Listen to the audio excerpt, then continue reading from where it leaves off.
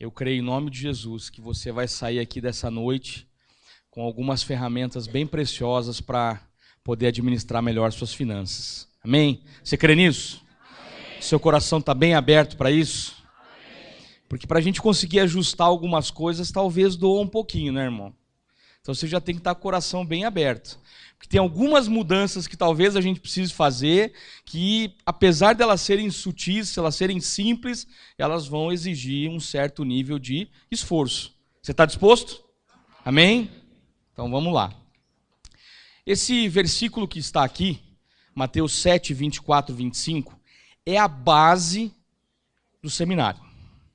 Se nós conseguirmos executar o que está escrito nesse versículo, nós vamos prosperar da maneira certa. Amém? Esse versículo diz assim, ó: todo aquele, pois, que escuta essas minhas palavras, e aí entre vírgulas, para dar toda a ênfase que precisa, e as pratica, assemelha-se ao homem prudente que edificou sua casa sobre a rocha, e desceu a chuva, e correram os rios, e sopraram os ventos, né? E combateram aquela casa, e ela não caiu, porque estava edificada sobre a rocha. Amém? Quem é a rocha? Cristo, exatamente. Nós temos que nos firmar em Cristo. Quem não estava aqui ontem? Só para ter pouca gente, né? Mas eu já passei a palavra para o pastor, ele vai replicar para vocês o esboço da ministração de ontem, porque depois do seminário você vai ver que aquela introdução de ontem tem tudo a ver com finanças. Apesar de nós falarmos de novas posturas, de falarmos de situações que estão lá fora, o erro de confiarmos nas circunstâncias, ela vai fazer todo sentido quando você pegar todo o estudo para revisar. Então o grande segredo de tudo que a gente vai conversar aqui é: se eu só receber a instrução e não praticar, não adianta nada. Vou dar um exemplo que vai ajudar você a perceber isso. Constantemente a gente pega estudos e mais estudos e coloca no fundo da gaveta, não é verdade? E aí ele não transfere automaticamente da gaveta para sua cabeça. Mas vamos usar um exemplo melhor. De vez em quando você recebe uma receita para fazer um bolo. Olha que legal. Aí você pega a receita do bolo e coloca na gaveta. Receita de bolo faz bolo? Não. O que faz bolo? O que faz bolo? A prática.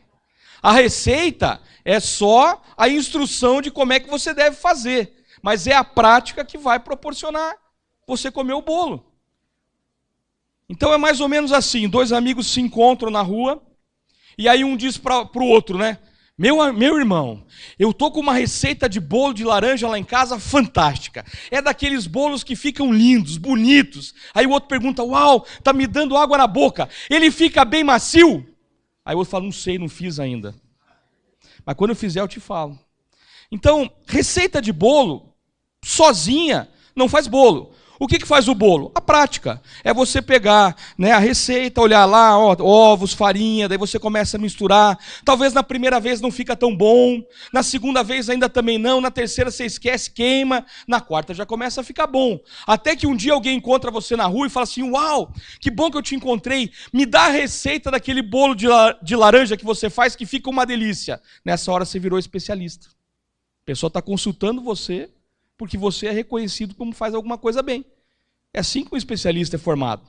Ele começa pela receita, depois de tanto praticar a receita, ele é reconhecido pelas pessoas como alguém que sabe fazer algo bem feito.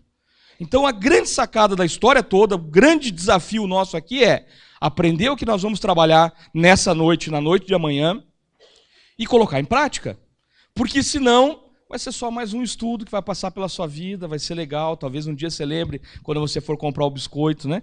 Do biscoito de ontem, talvez você lembre do estrogonofe, lembre agora do bolo, mas tem que ter todo o aparato, tem que ter todas as informações. Então tudo que eu vou falar aqui é altamente praticável, não tem nada aqui que é um desafio muito grande para fazer. Você não precisa de nenhuma faculdade, você não precisa de nada para aprender as coisas básicas que nós vamos tratar aqui.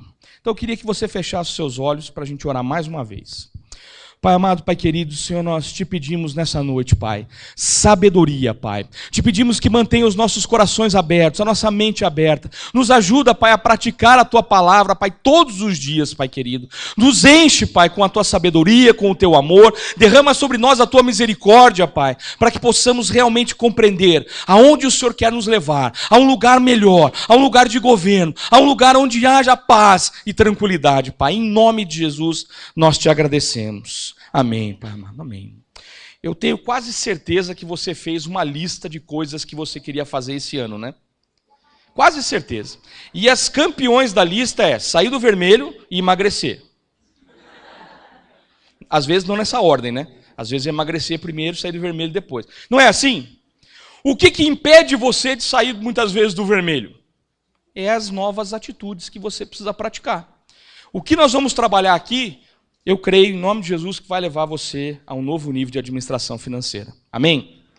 Ontem eu me apresentei um pouquinho, aqui nesse material tem um pouco do meu currículo, tudo que eu faço lá na igreja, além da liderança das células, também sou capelão, especializado em capelania empresarial, eu coordeno o NEC. O NEC é o Núcleo Empreendedor Cristão, o Sebrae lançou esse projeto lá e hoje eu sou o coordenador desse trabalho, com quase 30 denominações junto, né? Sou formado em administração, presido a Abra Telecom, sou membro permanente do Contel, que é um conselho que defende os usuários de telecomunicações, sou perito judicial, autor do livro, mas o que mais importa de tudo isso é onde Deus tem me colocado hoje, amém?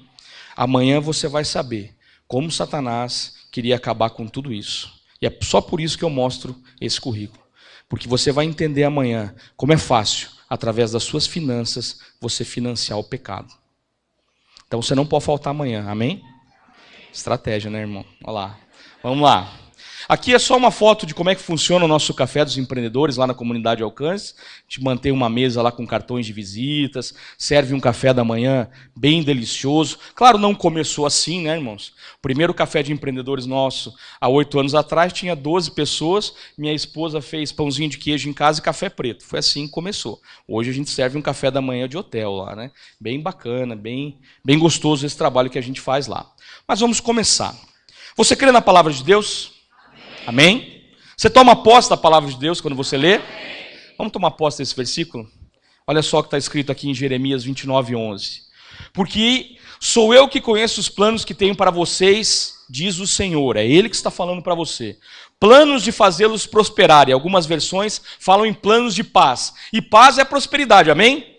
É aquela época que o gerente do banco não liga e não tem conta para pagar. Olha, é um tempo de paz. É ou não é verdade? Não de lhes causar dano, planos de dar-lhes esperança e um futuro. Amém? Vamos tomar posse disso? Amém? Há 12 anos atrás, quando começou toda uma virada na minha vida, na área financeira, foi com base nesse versículo que eu declarei que se o Senhor tinha planos melhores para a minha vida e para a vida da minha família, eu tomaria posse a partir daquele dia. E desde então o Senhor tem nos abençoado, tem cuidado de nós. Não pense você que a gente não passa lutas, é evidente que a gente passa lutas. Mas através da palavra de Deus nós temos prosperado da maneira certa, amém? Como família. Vamos lá. Tudo na nossa vida é uma decisão. Você concorda com isso? Tudo. Um dia você decidiu aceitar a Cristo, um dia você decidiu vir aqui, um dia você decidiu casar, namorar, ter filhos, né? Tudo na nossa vida é uma decisão. Atravessar a rua, por exemplo, é uma decisão. Se você tomar decisões erradas naquela fração de segundos, você pode ser atropelado. Eu, por exemplo, tenho muita propriedade para falar sobre isso, porque essa cicatriz aqui eu fui atropelado. Então, eu sei como é não olhar para o lado certo da rua. Então, é melhor a gente sempre olhar para os dois lados. Você tem que tomar uma série de decisões para atravessar uma rua. Quem dirá para as coisas maiores. Agora, todas as decisões na nossa vida, né, todas elas interferem em todas as áreas da nossa vida. E são definidas com base no que a gente tem vivido. Vou dar como exemplo o seguinte. Imagina 2 pessoas. Ambos têm que tomar decisão amanhã na hora do almoço. Aí o primeiro acorda atrasado, porque apertou soneca no celular e dormiu mais um pouquinho. Sabe como é que é isso, né, irmão? Você dá aquela dormidinha que você não deveria ter dormido. Aí você perdeu o horário.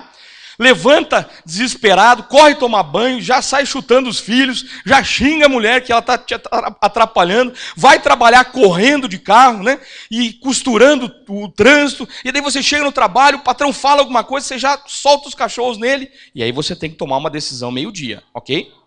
Aí vamos imaginar um segundo exemplo. O camarada acorda na hora certa, toma um banho, se arruma, abençoa os filhos para irem para a escola, abençoa a esposa, toma um bom café da manhã, vai tranquilamente para o trabalho. Quando chega no trabalho, ora pela empresa que ele está trabalhando, ora lá pelo dia de trabalho dele, e aí ele tem que tomar uma decisão meio-dia. Qual dos dois, sinceramente, você acha que vai tomar a melhor decisão? O primeiro ou o segundo? Claro que é o segundo. Por que a gente não pratica isso então? Não é verdade? A gente costuma tomar decisões de cabeça quente. Acaba de discutir com a esposa, vai na concessionária e compra um carro. É lógico que vai dar problema. A esposa acaba de discutir com o marido, vai na loja e compra um vestido novo. Daí chega em casa, o problema aumenta. Eu estou fazendo assim porque ontem os homens quase me pegaram na saída, né, irmão? Falou, você deu muita moral para as mulheres, tal, fica tranquilo. Hoje a gente dá uma equiparada na situação. Às vezes a gente faz compras por impulso. Às vezes a gente faz compras que a gente não precisava. Acontece isso com você? Ou só aconteceu comigo? Um dia eu estava procurando uma camisa, achei uma embalagem de presente, abri e tinha uma camisa dentro. Falei, uau, ganhei essa camisa, nunca tinha usado, vou aproveitar e vou levar no aniversário, que eu tenho que dar um presente, já levo já. Às vezes você nem sabe que você tem um negócio. É terrível isso. Mas acontece bastante. Então nós temos que nos policiar para isso. Eu nunca esqueço uma vez, isso graças a Deus mudou lá em casa. Um dia minha esposa chega em casa e aí eu falo, amor, comprou uma blusa? Ela, eu comprei, mas ficou horrível. Eu falei, mas então por que comprou? Ela, não, porque a vendedora foi muito legal comigo. Eu fiquei constrangida de não levar. Depois eu vou lá e troco. Eu falei, meu Deus, não pode ser assim. Não é desse jeito. Nós temos que tomar bastante cuidado na hora de fazer as compras. Então, tomar decisões não é algo tão simples. Precisa estar baseado na palavra de Deus, amém? Precisa ser orado primeiro, amém? Depois você toma decisões. Elas serão sempre mais assertivas. Por isso que o título do meu livro é Prosperar é uma decisão. Está mais do que comprovado que se você orar, pensar primeiro antes de tomar uma decisão, você vai prosperar melhor. Amém? Vamos lá. Todas as minhas atitudes só me levam em 3 lugares. Ou me levam a um lugar de vitória, ou me levam a um lugar de indiferença, que é o morno, que ninguém gosta, e a palavra fala. É horrível conversar com uma pessoa morna, né? Você quer comer um sanduíche? Pode ser. Você quer um suco? Pode ser. É horrível. É melhor falar sim ou não. E a palavra fala sobre o morno e fala sobre o nosso sim ser sim e o nosso não ser não. Amém? Simples assim.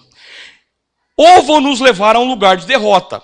Então, todas as nossas atitudes com relação às nossas decisões e às nossas finanças só nos levam a esses 3 lugares.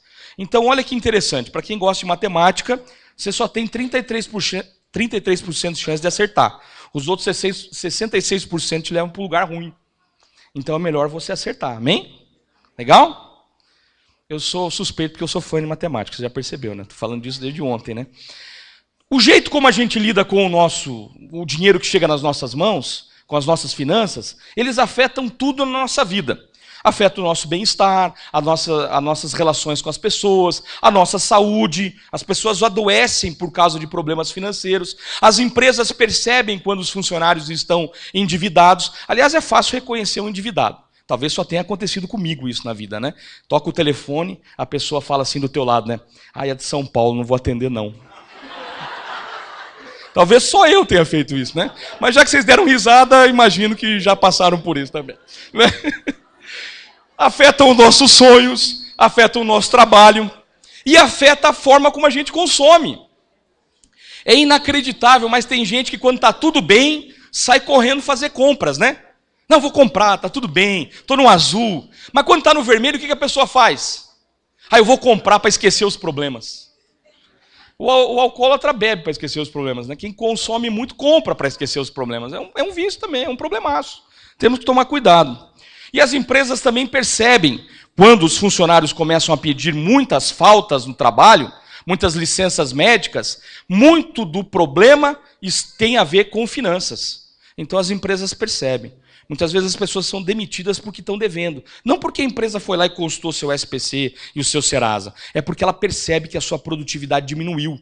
Porque os problemas financeiros ocupam a cabeça, tiram o sono, tiram o ânimo até de viver. Porque tem gente que se suicida por causa de problema financeiro. Então tira o ânimo até de viver. Mas graças a Deus nós somos crentes, em nome de Jesus. E isso não está dentro das nossas decisões. Mas nós temos que cuidar com a forma como a gente lida com o dinheiro. Outro detalhe importante que nós precisamos alinhar aqui antes de entrar na parte prática, você sabe o que é prosperidade? Prosperidade é ficar rico. Quando alguém tem um carrão, né? Aquele fulano é próspero. Vou dizer para você que nem todo rico é próspero. E nem todo próspero é considerado pelos padrões sociais como rico. Você precisa ser próspero sim, amém? A palavra fala em prosperidade, fala em planos de nos dar paz, planos de nos fazer prosperar. Mas o que de fato no seu entendimento é prosperidade? Vamos analisar aqui a amplitude da prosperidade. O que de fato é prosperidade? A parte financeira da prosperidade é bem pequenininha. Olha só. Primeiro, termos um relacionamento intenso com Deus, viver as promessas e entender as palavras do Senhor para nós. Isso faz parte da prosperidade. Quando você vê alguém que está lá, mergulhado na palavra, está crescendo em Deus, está profetizando, está orando, você não percebe que essa pessoa teve um crescimento? Ela muda o jeito de falar, ela muda o jeito de agir, ela não é mais como era antigamente, ela muda o caráter, tudo muda. É prosperidade isso ou não é? É, porque às vezes você pega uns camaradas que eram ruins de roda, né?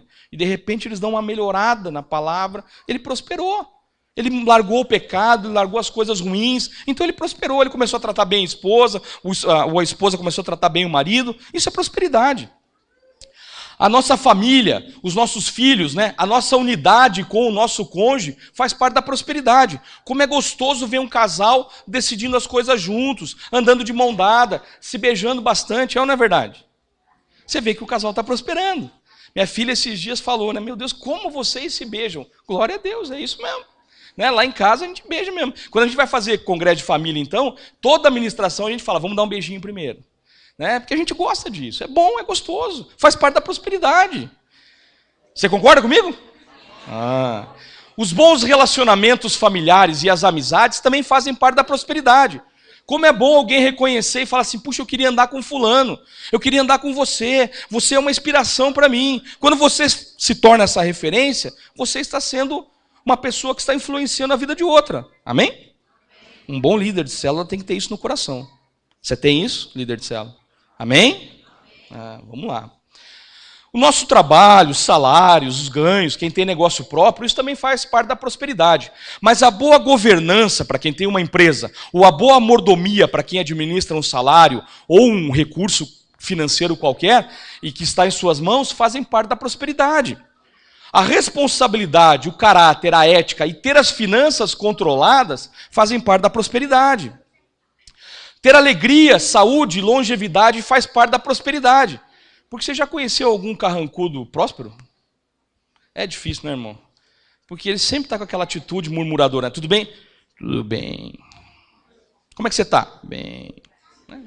Não tem como a pessoa ser próspera, né? O próspero, ele é alegre, ele é feliz, ele está de bem com Deus, ele está de bem com a vida, né? E eu digo que prosperidade é longevidade. O meu exemplo de prosperidade na terceira idade é meu sogro. Meu sogro tem 75 anos de idade, joga tênis 2 vezes por semana e corre 3 vezes por semana. Já cansei só de lembrar desse detalhe. Ele é um homem próspero, porque ele está com 75 anos e muito ativo. Amém? Você está entendendo isso? Os seus joelhos, num dado momento da sua vida, vão ser muito importantes, porque para ajoelhar você vai precisar deles para orar, mas para levantar você vai precisar de muita graça se você não cuidar do joelho. Subir uma escada então, irmão. E os dentes, né? Quem gosta de comer carninha aqui? É bom, né? Vai precisar deles, irmão. Então nós vamos ter que cuidar. Isso faz parte da prosperidade, amém? É bem mais ampla que só as finanças, né? Tá entendendo? A diversidade, as nossas provas e as nossas lutas fazem parte da prosperidade. André, agora não dá certo. Como é que as lutas fazem parte da prosperidade? Lembra do que nós falamos ontem?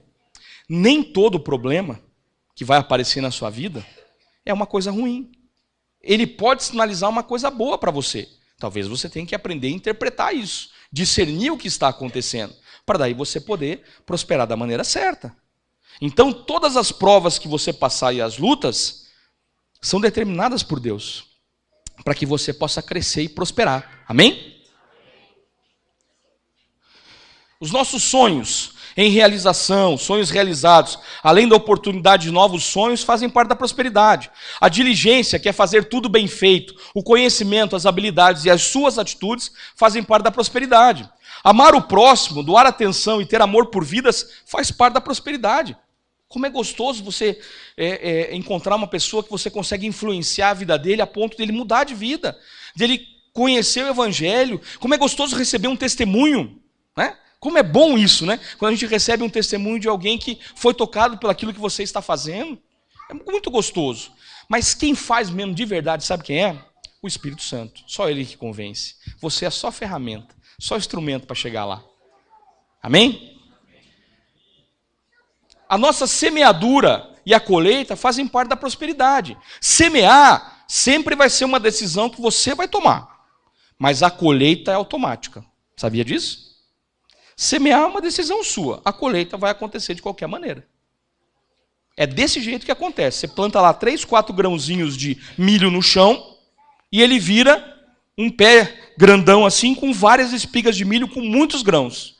Como explica isso? É a palavra de Deus se manifestando todos os dias na nossa vida. Aquela semente que foi uma para 100, ou uma para 60, ou uma para 30. Você está entendendo isso? É simples assim. A gente só precisa se concentrar dentro da palavra. Vamos entender aqui o que nos aproxima da prosperidade.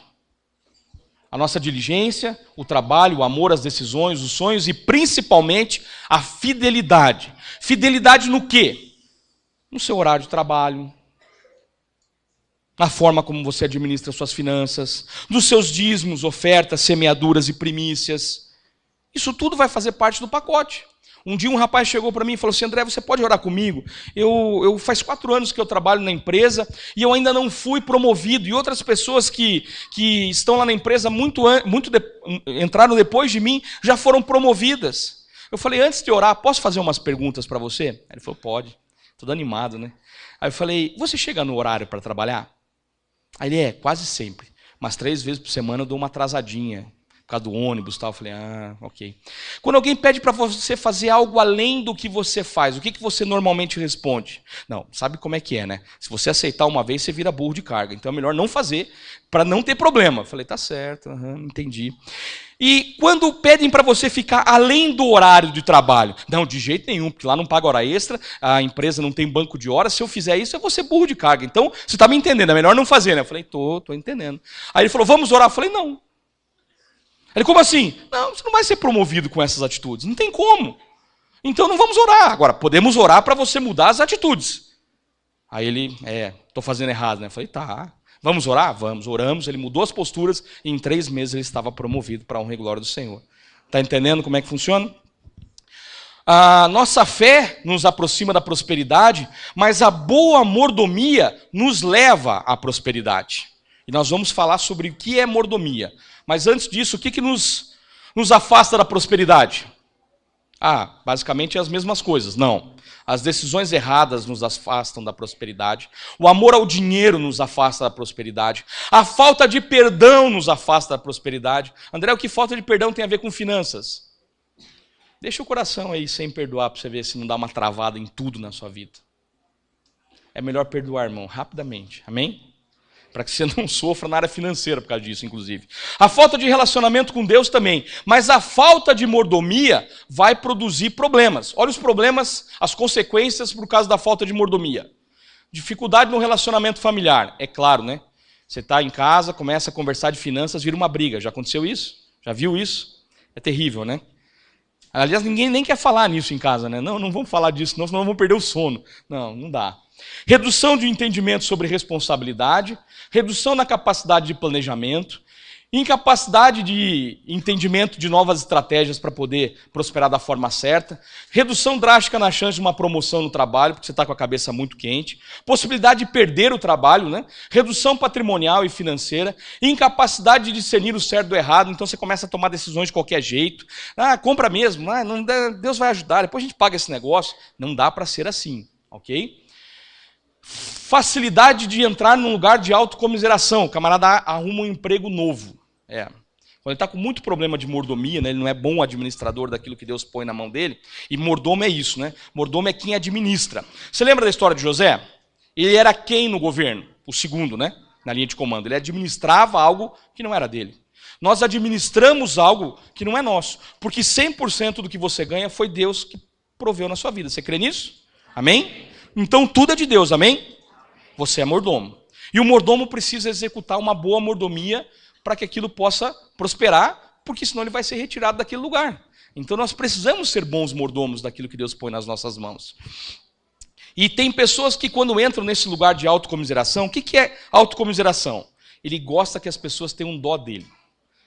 Geralmente, em toda família tem um camarada assim, né? Ele chega na sua casa, e aí, como é que tá? Não, tá tudo ruim, tá tudo difícil, estou sem emprego. Mas e aí, como é que você está fazendo? Pois é, cortaram a luz.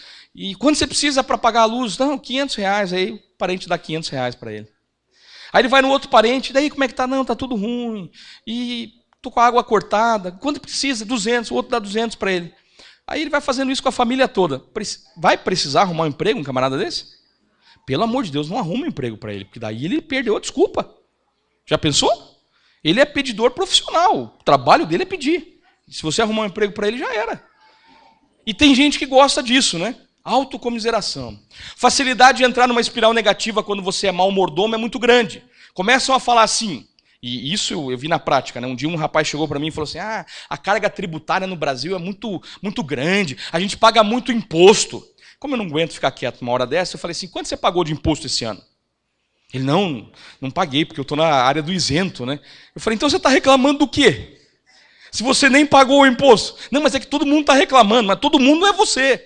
Você não pode entrar nessa de reclamar de todas as coisas. Não, porque ora é o governo, ora é isso, ora é aquilo. Querido, ora.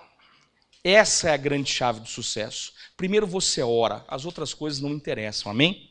Primeiro você ora. Não entra nessa conversa do escarnecedor, que só está tudo ruim, que a cidade é ruim. Já viu gente que muda de cidade porque a cidade é ruim? Não, vou mudar de cidade porque aqui não vai dar mais nada. Como que não, irmão? Vamos orar pela cidade então. Vira você o referencial de oração naquela cidade. Eu falei isso para um rapaz uma vez que ele estava pensando em mudar para os Estados Unidos, quando começou a crise, né? Ele falou, eu vou vender minha casa e vou mudar para os Estados Unidos. Eu falei, boa, legal, bacana. Eu falei, quanto vale sua casa? O dólar estava R$4 naquela época, né? Aí ele falou, minha casa vale $1 milhão. Eu falei, então você já chega nos Estados Unidos com só $250 mil. Aí ele, não tinha pensado nisso ainda. Você está entendendo? E se vendesse a casa rápido, inclusive, né? Você primeiro precisa pensar antes de falar. Principalmente quando envolve uma decisão. Aí eu perguntei para ele, e a tua família? Tá todo mundo com medo de mudar, a gente não fala inglês. Eu falei, você não fala inglês ainda? Que bacana! Então você vai trabalhar no McDonald's lá, né? Ele, não, eu sou formado. Eu falei, pois mas você não fala inglês? Você vai fazer o quê lá? Ele, também não tinha pensado nisso ainda. A gente tem que parar para pensar. Amém? Você está entendendo? Ok? E a falta de mordomia nos leva a um lugar de dificuldades financeiras. Opa, vamos aqui, espera só um pouquinho. Os problemas financeiros, as consequências deles são piores que a falta de mordomia. Olha lá, acabam com o casamento, destroem as relações familiares, né, as heranças e as gerações, interrompe o diálogo entre cônjuges, matam os sonhos e planos, tiram a paz no sentido espiritual, comprometem o sono no sentido físico, né? Quem nunca perdeu uma noite de sono aí porque estava devendo? Aí um irmão, uma vez no seminário, levantou a mão e falou, eu nunca perdi. Porque quando começa a ficar muito nervoso com os problemas, eu ligo para o gerente do banco e falo para ele que eu não vou pagar ele, daí quem perde o sono é ele. Aí eu falei, não, isso é coisa de picareta, não faça isso não. Não faz isso não, tá? Aumentam as chances de problemas graves de saúde, nos afastam de bons relacionamentos. Por que nos afastam de bons relacionamentos? Está aqui no culto, aí o irmão no final, vamos comer uma pizza? Não, hoje não dá, vou pintar a casa pelo lado de fora. É porque não dá para você ir, entendeu? Aí você acaba executando até uma mentira, muitas vezes, para justificar que você não pode ir junto, porque você está sem dinheiro.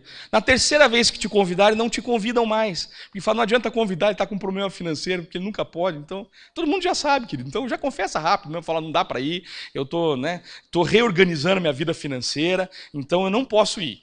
Ok? Beleza? Comprometem a nossa ousadia. Só um pouquinho. comprometem a nossa ousadia, dificultam a nossa capacidade de reter conhecimento e de avançar profissionalmente. Podem nos afastar da esperança de um futuro melhor, diminuem a nossa fé e podem até nos afastar de Deus e do propósito dele para as nossas vidas.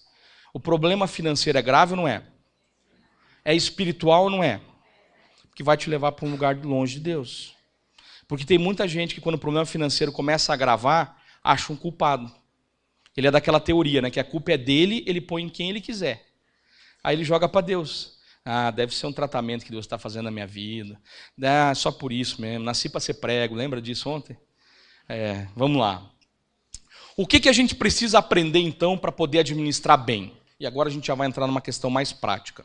Temos que aprender a ser fiéis no pouco para sermos dignos de ser colocados sobre o muito. É a parábola dos talentos que está lá em Mateus 25, 14 a 28. Para você entender o que é ser colocado sobre o muito quando você é fiel no pouco, vou usar um exemplo aqui, ó, que o meu pastor Luciano gosta de usar bastante, então um dia eu falei para ele que eu ia colar dele esse exemplo, então é muito legal. Todo mundo aqui conhece o conceito de varejo e atacado?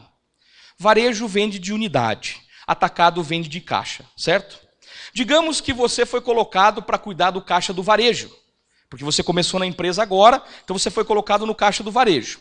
E aí, todo dia entra lá um pouquinho de dinheiro, aí um dia você pegou R$2, um dia você pegou R$5, um dia você pegou uma nota de 20, né, emprestada do caixa, que a intenção no começo sempre é devolver, né? Depois ninguém pediu de volta, você vai ficando com aquele dinheiro. E aí um dia descobriu que tinha uma câmera lá filmando. E aí o chefe chama você e fala, olha, a gente viu você roubando da empresa. O que está acontecendo? Daí você fala, eu estou com muita dívida, eu estou com muito problema financeiro, eu não estou conseguindo pagar minhas contas, então eu estou pegando esse dinheiro, mas um dia eu vou devolver, mas eu estou pegando esse dinheiro porque eu tenho que pagar as contas. Daí o que o chefe vai falar para você nessa hora? O que ele vai falar? Vou te colocar no caixa do atacado. Porque daí lá você vai poder roubar 100, 200 e 1.000. É mais fácil, porque circula mais dinheiro no atacado. Você acha que vai acontecer isso? É óbvio que não vai acontecer isso. Então, querido, se você não for fiel no pouco, esqueça ser colocado sobre o muito. Estou falando algo bem sério e bem espiritual. Se você não for fiel quando você tem pouco, você não será fiel quando você tem muito. Agora, se você for fiel quando você tiver pouco, você será colocado sobre o muito. Em nome de Jesus, eu creio nisso. Amém? Quanto mais fiel você for na administração, quanto mais fiel você for nos seus dízimos, nas suas ofertas, mais você vai experimentar da graça e do favor de Deus na sua vida. Amém? Vamos lá? Precisamos aprender a estabelecer um orçamento. Lá na palavra de Deus, em Lucas 14, 28 e 30, é aquele texto que fala de antes de construirmos uma torre, sentarmos e calcularmos. Sentar e calcular é pegar um papel, uma caneta, uma calculadora e sentar num banquinho, numa mesa. É isso que a palavra está falando. Nós temos que primeiro calcular se nós vamos conseguir fazer aquele projeto, se nós vamos ter condições de executar. Daí alguém fala assim, mas isso aí só serve para construção civil. Não, serve para tudo. Vou comprar um carro? Preciso calcular. Quanto custa a prestação de um carro que o valor nominal é de R$500 para o seu orçamento? Quanto custa? Quanto você vai pagar todo mês numa parcela de R$500 de um carro? Quanto? Quase. É o 500 da parcela, mais o IPVA, o seguro, a gasolina, o óleo, o estacionamento, o pneu, a manutenção do carro. Então não é só R$500. Aí alguém pode falar assim, mas eu não faço seguro não, porque Deus guarda. Né? Então, querido, deixa eu te ensinar uma coisa. Deus realmente guarda. Aquele momento que você se acidenta e o carro fica todo retorcido e só onde você estava no carro ficou intacto e você saiu ileso, isso era Deus guardando. Para consertar precisa do seguro. Entendeu? Simples assim. Precisamos então colocar tudo no papel. Precisamos aprender a anotar as despesas. Como é que faz isso, André? Simples. Pega uma folha de papel, gasta, né? Eu fui no mercado, gastei R$200. Anota lá, mercado, R$200. Foi no centro da cidade, comeu uma coxinha e um refrigerante. Gastou R$10. Coloca lá, R$10. Coxinha e refrigerante. Aí você comeu um chocolate. 50 centavos. Não tem chocolate de 50 centavos, né? R$2. Então, um chocolate, R$2. Você anota lá, chocolate, R$2. Olha só que poderoso isso. Um rapaz que fez o seminário de finanças, ele falou, olha, eu vou começar a anotar tudo que eu vou gastar. E depois vou testemunhar para vocês se teve alguma mudança. Porque eu não acredito, porque eu já cortei tudo que dava para cortar, e não tem mais nada para cortar, e eu não sei se isso vai funcionar. Eu falei, vai funcionar. Faça isso 3 meses no mínimo, anotando todas as suas despesas, e você vai enxergar o seu orçamento de um jeito diferente. Quer ver a prova disso? Primeiro, quanto é a média de luz que você gasta?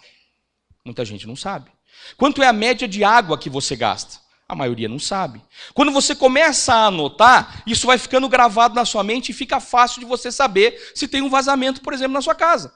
Um dia eu cheguei em casa, minha esposa falou, amor, chegou a conta de água. Quando eu olhei a conta de água, eu falei, tem um vazamento em casa. Ela falou, mas como assim? Só de olhar para a conta você sabe que tem um vazamento? Eu falei, pela média? Eu sei quanto nós gastamos, fugiu da média. Está uns 30% mais caro. Ela falou, então vamos ter que chamar o encanador. Eu falei, já? Ligamos para o seguro, chegou o encanador lá em casa, falou, tem um vazamento. Ele falou, como é que o senhor sabe que tem um vazamento? Aonde que é o vazamento? Eu falei, eu não sei, mas na conta de luz na conta de água está tendo um vazamento.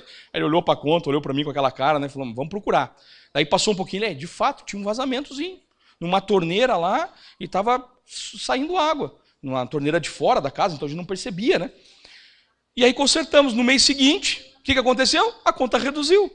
Se você não sabe da média, você não tem como. Aí esse rapaz falou para mim, eu vou tentar então 3 meses, depois eu te testemunho. Aí ele me mandou um e-mail, 3 meses depois, dizendo, olha só, eu comecei a anotar tudo que eu gastava. E aí chegou um dia que eu descobri que eu comia muita sobremesa aonde eu ia. Porque a empresa paga o almoço, mas os bombons que eu compro lá, eu tenho que pagar na hora. E eu comprava 3 ou 4 bombons todo dia no restaurante. Aí eu fui no mercado e descobri que uma caixa de bombom custava 10, 12 reais. E eu pagava em cada bombom 2,50. Então, eu troquei uma despesa de mais ou menos 200 reais por mês por 20 e poucos reais e ainda tenho sempre os chocolates na gaveta lá do escritório e ainda dou para as outras pessoas. Você está entendendo como é que funciona? São nas pequenas coisas que você vai descobrir aonde o ralo está sugando as suas finanças. Nas grandes você percebe rápido, nas pequenas não. Você precisa anotar no papel. Precisamos aprender a honrar o Senhor com os nossos bens. Lá em Mateus 26, Marcos 14, João 12, são textos que falam daquela mulher, quando Jesus estava na casa dela, lá em Maria, lá em Betânia. Ela pega um alabastro, né, um vaso, um recipiente cheio de nardo puro, que era um perfume feito à base de óleo, né, muito caro, e derrama sobre Jesus. Como é que eu sei que é caro?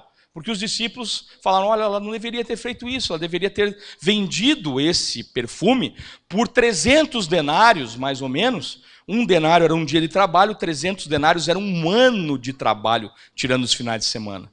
E ela honrou o Senhor com 1 ano de trabalho dela, derramando aquele perfume em Jesus. Já estava ungindo ele profeticamente, porque isso foi antes da crucificação.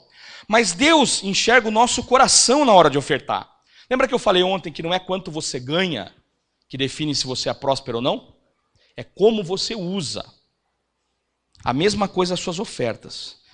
A mesma honra que é dada a essa mulher, que deu um alto valor honrando o Senhor, é dada àquela viúva lá em Marcos e em Lucas 21, Marcos 12, Lucas 21, que ela coloca no gasofilácio, enquanto Jesus está olhando as ofertas, ela coloca lá poucas moedas. E aí Jesus chama os discípulos e diz, ninguém aqui hoje me honrou tanto quanto essa mulher. Veja, quanto tempo depois disso nós estamos aqui honrando ela até hoje. Eu quero chegar lá no céu e saber o nome dela, né? É uma mulher de fé, porque ela deu tudo que ela tinha. Nós temos que aprender a honrar o Senhor.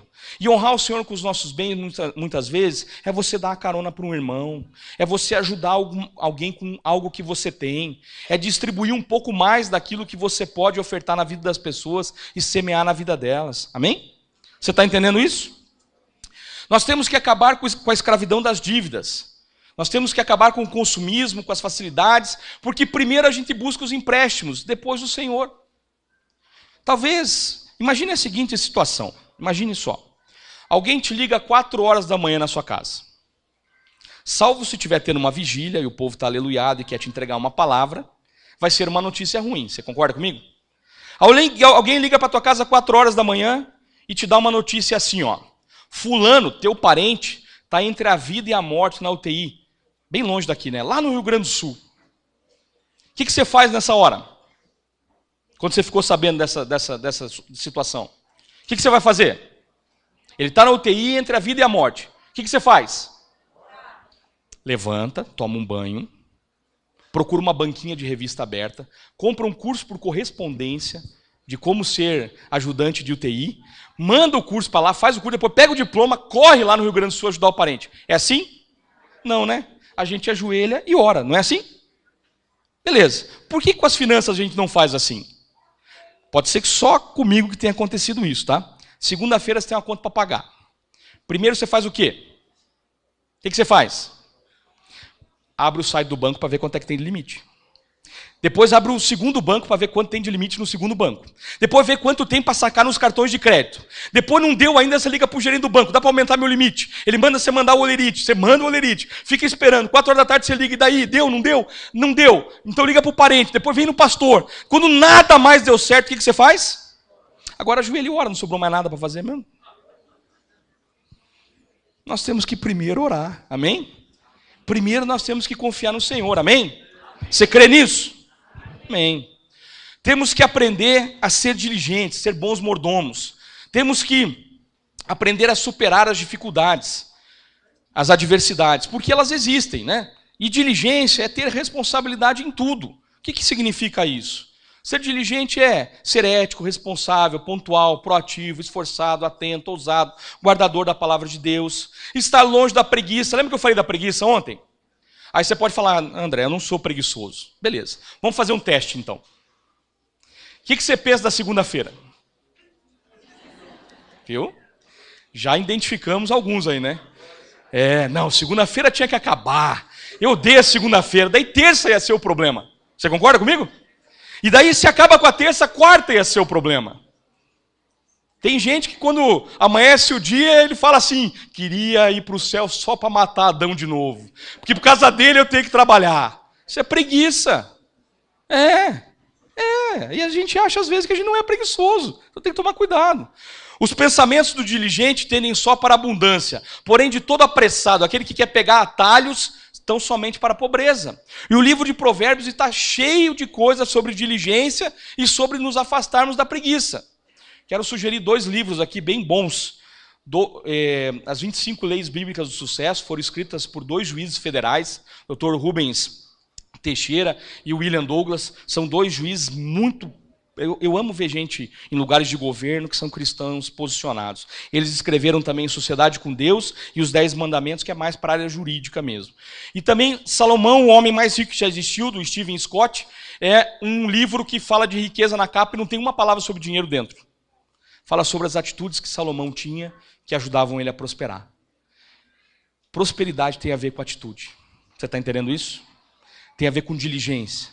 Tem a ver com parar, pensar, orar e executar da maneira certa. Amém? Vamos lá.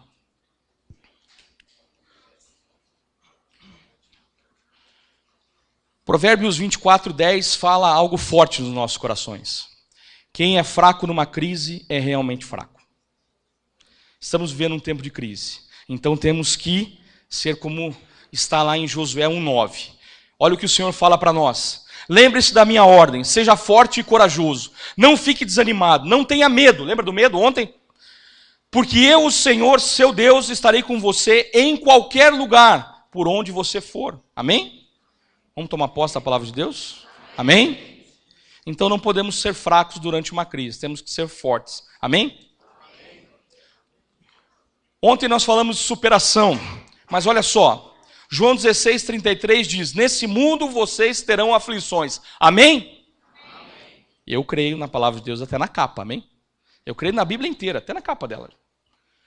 Então, eu fico imaginando o seguinte, você sabe que vende bem, né, nas livrarias, aquelas caixinhas de promessa. Você já viu aquelas caixinhas de promessa? Vende que nem água aquilo nas livrarias, né? Porque você pega aquilo, tem uma promessa lá para você, para o seu dia, né? Agora, pensa numa caixinha de exortação. Será que ia vender? Acho que não, né? Não ia vender, porque as pessoas têm medo. Elas leem o texto e não dizem amém, porque ficam com medo. Querido, aceita. Vai ter adversidades, vai ter problemas. Mas em todos os problemas você vai aprender algo. Amém? Agora, lá em 2 Coríntios 4:17, diz algo poderoso para nós. Olha só, presta bem atenção. Porque a nossa leve e momentânea tribulação produz para nós um peso eterno de glória muito excelente. Se ela é leve, nós podemos suportar, amém? E se ela é momentânea, tem hora para acabar. Amém? Não importa o que você está passando, querido, uma hora termina, amém? Uma hora termina. Nós temos exemplos de superação fantásticos, falamos um pouquinho ontem de José, de Neemias, Isaac, Paulo, Davi, Sara, Salomão. Leia o texto da viúva do azeite, lá em 2 Reis, medite sobre ele. Todo o seminário de finanças que eu estou fazendo aqui está baseado em 7 versículos da Bíblia, querido.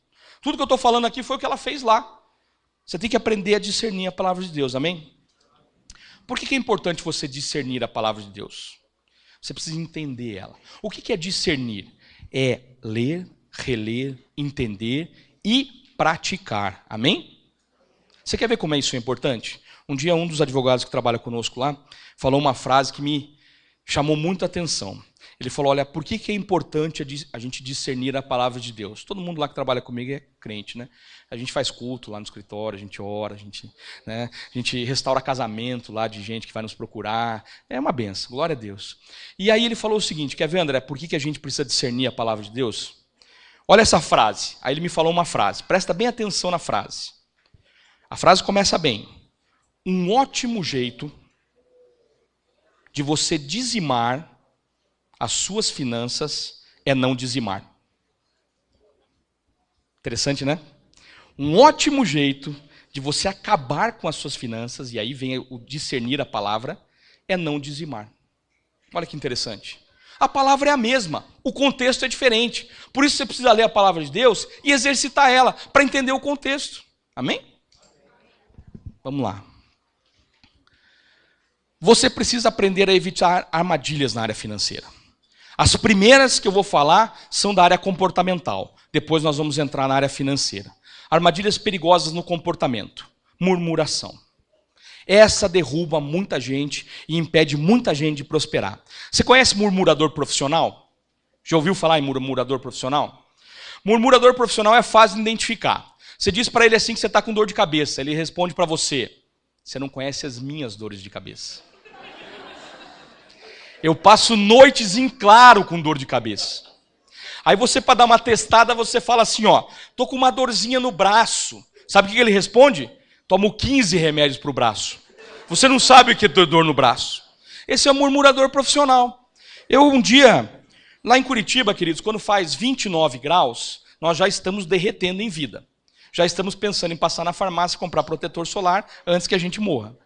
Né? E eu trabalho de terno e gravata. Então, num dado momento lá do verão, de alguns anos atrás, eu precisei ir numa agência bancária que não era a minha agência de relacionamento, então eu tinha que ir lá para a fila mesmo. E eu como eu não conhecia lá a agência, não sabia que tinha estacionamento embaixo, eu estacionei meu carro 2 quadras depois da agência bancária. E aí fui subindo, né, com 29 graus na nuca, irmão, é terrível, você não sabe o que é isso, mas nós lá sabemos. 29 graus terríveis, né, sofrendo um monte daquele calorão. Tô brincando, devia tá bem mais, né? Mas eu subi aquelas 2 quadras, né, com aquele paletó, estava pesado já. E aí, quando eu entrei na agência bancária, queridos, eu tive a mesma sensação que eu já creio que eu vou ter quando eu entrar no céu. Aquela sensação de refrigério, né? Quando eu entrei naquela agência bancária, eu dei aquela primeira respirada, entrou vida no meu organismo de novo, né? Ai, aquele geladinho, né? Eu entrei lá, falei, glória a Deus, entrei nessa agência bancária. E aí fui para a fila, querido. Mas quando eu entrei na fila, uma senhorinha que estava na minha frente, ela vira para mim, num tom bem alto, porque a fila estava cheia, o banco estava cheio. Devia ser algum pagamento social, né? E hoje tem vários, né? Todo dia, inclusive. Um dia vale leite, outro dia vale macarrão, tem um monte de coisa. E aí tô lá, aquela agência cheia, a senhorinha vira para mim e fala bem assim, justo para mim. Meu Deus, que absurdo! Essa agência aqui lotada, ninguém está atendendo, nós vamos passar o dia aqui. Falou bem alto. E no jeito que ela falou, todo mundo que estava na fila olhou para nós. Aí nessa hora você tem que decidir ser sal, né, irmão? Ou você vai ser pisado por homens, porque é isso que diz na palavra, né? Quando ela falou isso, eu falei, No mesmo tom de voz dela. Falei, minha senhora, a senhora estava lá fora? Daí ela falou, tava. Falei, a senhora branquinha desse jeito, se continuasse lá fora ia derreter, não ia? Aí ela, é. Falei, quando a senhora entrou aqui, a senhora não sentiu uma sensação gostosa, que tá geladinha? Ela, tá geladinho. Falei, se eu tivesse trazido meu notebook, eu trabalhava aqui o dia inteiro. Eu não queria mais sair daqui de dentro, vou ficar aqui. E aí todo mundo começou a dar risada e mudou o clima naquele lugar. Quando eu fui pagar a conta lá que eu tinha que pagar, a moça do caixa falou o seguinte, olha, muito obrigado, viu? Pelo menos tivemos um momento aqui de riso. Porque ninguém elogia a gente aqui, só você. Muito obrigado. Ah, me atendeu, que foi uma maravilha. Entendeu? Você tem que parar de murmurar. Esses dias eu estava lá no aeroporto, né, viajo bastante, e aí estou lá, cancelaram o voo, pastor. Aí falei, bom, o que eu vou fazer? Vou para o hotel. E glória a Deus, porque vai que dá algum problema nesse avião e ele cai, né? Então melhor. Porque eu lembro de uma vez que eu estava dentro do avião, e aí falaram assim, por problemas mecânicos teremos que mudar de aeronave. Um louco do meu lado fala assim, meu Deus, que absurdo! Falei, o senhor quer continuar? Vai que o problema dá durante o voo. É melhor trocar. Aí ele, não tinha pensado nisso. Né? Aí tô lá, todo mundo gritando com as atendentes, todo mundo reclamando que tinha cancelado o voo. Quando deixei para ir por último, porque a confusão estava grande mesmo, né? Porque todo mundo é importante nessa hora, né? Todo mundo tem uma reunião que não pode perder. Todo mundo tem alguma coisa que é impossível de não chegar lá. Quando chegou na minha vez, eu falei, escuta, qual é a melhor opção para vocês? O hotel? Vocês querem que eu espere aqui? Daí a moça, como assim? Eu falei, não, o que tiver bom para vocês, está bom para mim. Tudo está no controle de Deus, eu creio que tem um propósito para isso. Você não está aqui à toa, eu não estou aqui à toa. A mulher parou, falou, só um minutinho. Foi lá para dentro, voltou. Ó, o senhor vai ficar num hotel 5 estrelas hoje. Aí eu falei, por quê? Glória a Deus. Aí eu perguntei para ela. Glória a Deus, né? Falei, por que eu vou ficar num hotel 5 estrelas? Ela, porque o senhor foi o único que não reclamou da situação. Eu falei, querida, Deus te abençoe, isso é de Deus. Amém. E fui lá, irmão, tive uma noite de rei, né? Aprenda a não murmurar. A falta de unidade com o cônjuge, com a sua liderança, é uma armadilha perigosíssima. Quando você começa a reclamar da sua esposa, ou do seu esposo, ou você começa a reclamar do seu líder de célula, ou do seu pastor, vai ter problema na área financeira também. Porque ou nós temos unidade e estamos juntos, ou nós temos problemas. Fica a dica? Eu dou uma risadinha e depois eu falo uma coisa séria para você dar uma descontraída, né, irmão? O medo, a insegurança e a incerteza são armadilhas perigosas. A vergonha de pedir conselho ou ajuda também é uma armadilha perigosíssima. Parar de sonhar é uma armadilha terrível. Parar de orar e literalmente brigar com Deus é uma armadilha terrível. Aceitar a situação e ainda dizer assim, mas tem gente pior que eu. Querido, essa é terrível. Essa é terrível. Não dá para ser assim. Gostar do lugar onde as pessoas têm dó e pena de você. Um dia um rapaz chegou para mim e falou assim, André, precisava muito de uma oração, eu não estou conseguindo emprego. Aí eu falei, quanto tempo você está desempregado? Ele falou, 1 ano. Aí eu falei, bom, já tem alguma coisa errada, irmão. Mas vamos lá, né? Você quer que eu ore para você arrumar um emprego? Eu falei, então eu vou te fazer umas perguntas primeiro, ok? Aí ele, tá bom, né? Eu sou assim, irmão, eu não consigo, né? É o meu jeitinho. Aí eu perguntei para ele, falei, você está procurando emprego 8 horas por dia? Ele falou, como assim? Eu falei, não. Se você está desempregado, o teu atual emprego é procurar um emprego. Então, se você estivesse trabalhando para alguém, você tinha que trabalhar 8 horas. Você concorda comigo? Então, procure emprego 8 horas. Ele falou, não, eu dou uma acordada ali pelas 10, dou uma visitada lá no site, depois eu dou uma descansada de tarde, porque sabe como é que é, né? Eu falei, sei, tá bom. Aí eu falei, escuta, se faz 1 ano que você está sem emprego, como é que você está sobrevivendo? Porque antes disso eu perguntei se ele pagava aluguel, se ele morava com alguém. Daí ele me falou que morava sozinho e tal. Aí eu falei, como é que você está sobrevivendo? Ele falou, não, sabe o que é? Eu tenho um tio e ele está me ajudando nesse período, ele está me mandando R$2.500 todo mês. Falei, querido, você não vai arrumar um emprego nunca. Aí ele falou, como assim? Falei, meu Deus, vai que você arruma um emprego que é de milão, você vai perder 1.500. Falei, eu até oro com você, mas é para a gente orar, para você ligar para o seu tio e falar para ele parar de mandar essa ajuda, porque essa ajuda está atrapalhando sua vida. Ele falou, mas como é que eu vou fazer? Eu falei, você vai confiar em Deus. Se você estiver disposto a fazer essa oração, a gente ora. Você vai ligar para o seu tio, vai falar para ele que você não quer mais essa ajuda e que você vai devolver esse dinheiro quando você puder, corrigido. Ele falou, André, mas você tem certeza? Eu falei, eu confio num Deus provedor. Eu não confio num tio provedor. Aí ele, então vamos orar, né? Ficou difícil não orar, né? Aí nós oramos. 3 dias depois ele me liga. André, eu fiz o que você falou. Eu liguei para o meu tio. Quando eu falei para o meu tio que eu queria que meu tio parasse de mandar o dinheiro e que depois eu iria pagar, meu tio falou o seguinte: porque você tomou essa decisão, eu vou te abençoar com todo esse valor, você não precisa me pagar. A sua atitude me chamou a atenção. Eu tenho certeza que Deus vai te arrumar um emprego. Profetizou na vida daquele sobrinho, desligou o telefone. Ele tinha mandado uma série de currículos aquela semana, já com uma disposição nova no coração. Chamaram ele para trabalhar numa empresa, ganhando R$ 3.500. Está entendendo como é que funciona? Glória a Deus. Glória a Deus. Talvez você precise tomar uma decisão dessa hoje. Às vezes você está precisando matar a vaquinha. Alguém que está te ajudando. Declara que quem é o provedor na sua vida é o Senhor. Amém? Amém. Vamos lá.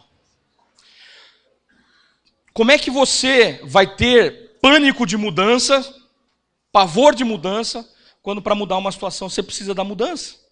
Às vezes precisa ser mandado embora, às vezes precisa trocar de emprego. Tem gente que tem pavor de trocar de emprego. Não vou trocar de emprego não, porque daí eu vou ter que aprender coisas novas. Você tem que ter pânico.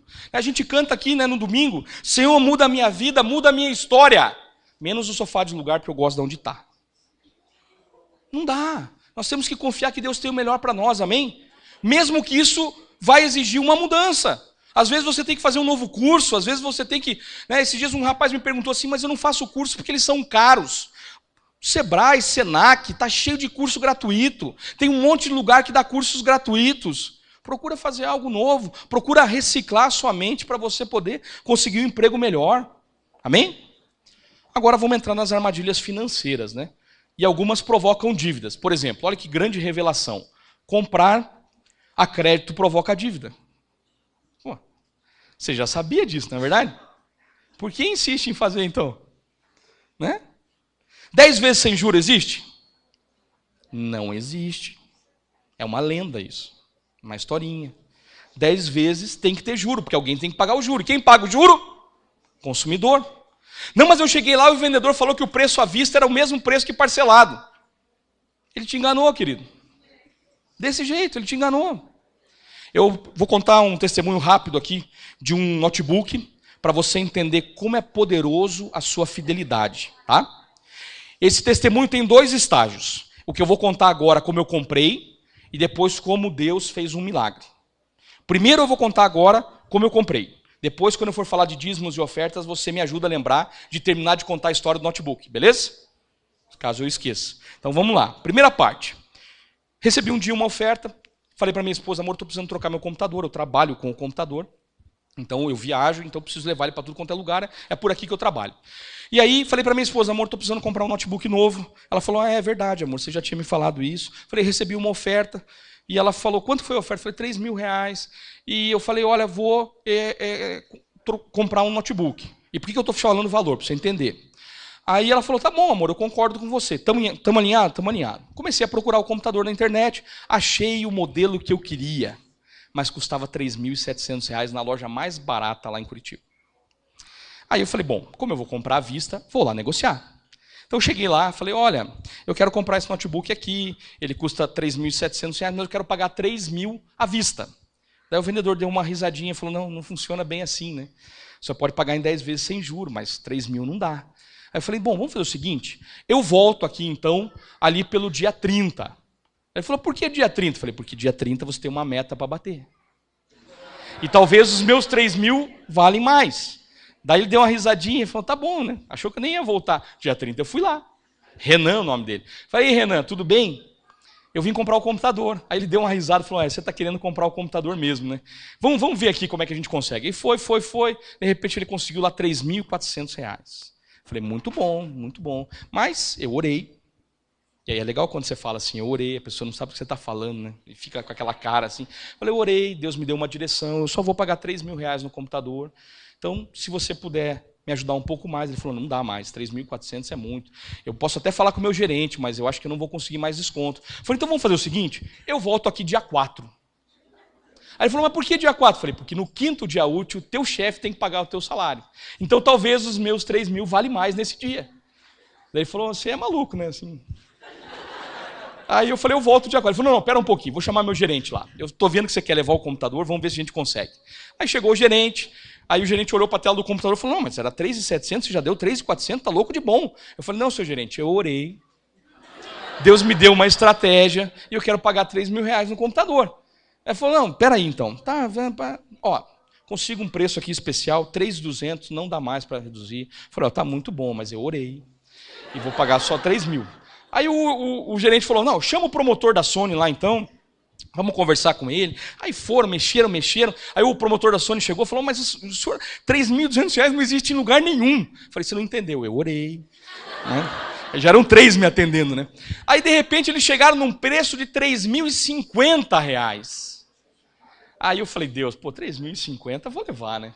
Pô, obrigado, Senhor. Pô, 650 reais de desconto. Não, vou levar. Quando eu fui abrir a boca, o Espírito Santo falou, pera um pouquinho. Você está testemunhando o tempo todo que você orou, que pediu para mim, eu providenciei o recurso, e agora por causa de 50 reais, você vai desacreditar na minha palavra? Eu falei, Espírito Santo, perdão. Falei, o negócio é o seguinte, gente, 3.050 é muito bom, mas eu orei. E eu só posso pagar 3 mil. Aí o cara ficou nervoso, né? Falou, mas como isso? Que isso? Né? De que religião você é? Falei, do Cristo vivo, maravilhoso, que me resgatou. Tal. E daí já dá uma profetizada, já fala. Tal. Falei, isso vai ser o melhor mês de venda de vocês, inclusive. Tal. Eles já ficaram alegres. E de repente ele chega e fala assim, olha, o promotor da Sony, você não tem aquele combo que você vende junto, o roteador, aquele roteador bom lá que você vende junto, que daí eles te dão um desconto. Daí o cara falou, é verdade. Aí simularam lá, falou, ó, nós conseguimos o valor que você quer, 3 mil. Só que você vai ter que levar o roteador. Aí eu falei, não, você não está entendendo, querido, eu orei. Eu só vou pagar os 3 mil. Daí o cara falou assim, agora é você que não está me entendendo. Você vai pagar os 3 mil e vai ganhar de presente o roteador. Eu falei, agora é de Deus. Glória de Deus. Vamos levar. Glória a Deus, glória a Deus. Glória a Deus. Glória a Deus. Saí de lá com o computador. Nota fiscal, bonitinho, softwares originais. Quando eu for falar de dízimos e ofertas, me ajuda a lembrar desse testemunho, ok? Vamos em frente. Vamos lá. Então, primeiro, ore. Depois, compre. Tomar dinheiro emprestado para comprar coisas que se desvalorizam facilmente, como carro, TV, computador, é um problemaço. Você compra um negócio, quando você paga a última parcela, ele não vale mais nada. É ou não é verdade? E aí você tem a sensação que você está pagando muito caro por algo que não vale mais. Então, para não ter essa sensação, não compre a crédito. André, mas como é que eu faço? Planeja a compra primeiro. Se você comprar em 10 vezes, só o primeiro pagamento vai ser a prazo. Você concorda comigo? Depois, todo mês você não vai ter que ter o dinheiro? Então, só o primeiro mês foi a prazo. Os outros foram à vista. Então, você pode, sim, pegar um envelopinho, para não deixar na poupança, senão você acaba usando para outra coisa. Você pega um envelopinho e coloca lá. Você vai comprar alguma coisa de R$1.000 e vai dividir em 10 vezes de 100, ok? Se você guardar R$100 todo mês, ali pelo 7º mês pode ir na loja lá que você já consegue levar. Porque o produto não nos valorizou nesse tempo? Então, só que, André, mas eu não consigo guardar. Isso é um sofisma que nós vamos tirar, uma mentira de Satanás que nós vamos tirar da sua mente hoje, em nome de Jesus. Você pode poupar, amém? Você crê nisso? Amém. Entrar em competição com outras pessoas é uma armadilha perigosíssima também. Graças a Deus não tem isso na igreja, né, irmãos? Graças a Deus, né? O camarada abre a porta, pastor, domingo, em casa, né? Aí olha o carro do vizinho. Meu Deus, que carrão. Só pode ser traficante. Isso pode. Mas as mulheres também, né, irmãos? Sai na rua, daí ela vê um cabelo bonito de alguém, né? E fala assim, olha, amor, que cabelo lindo. 3 dias depois ela está onde?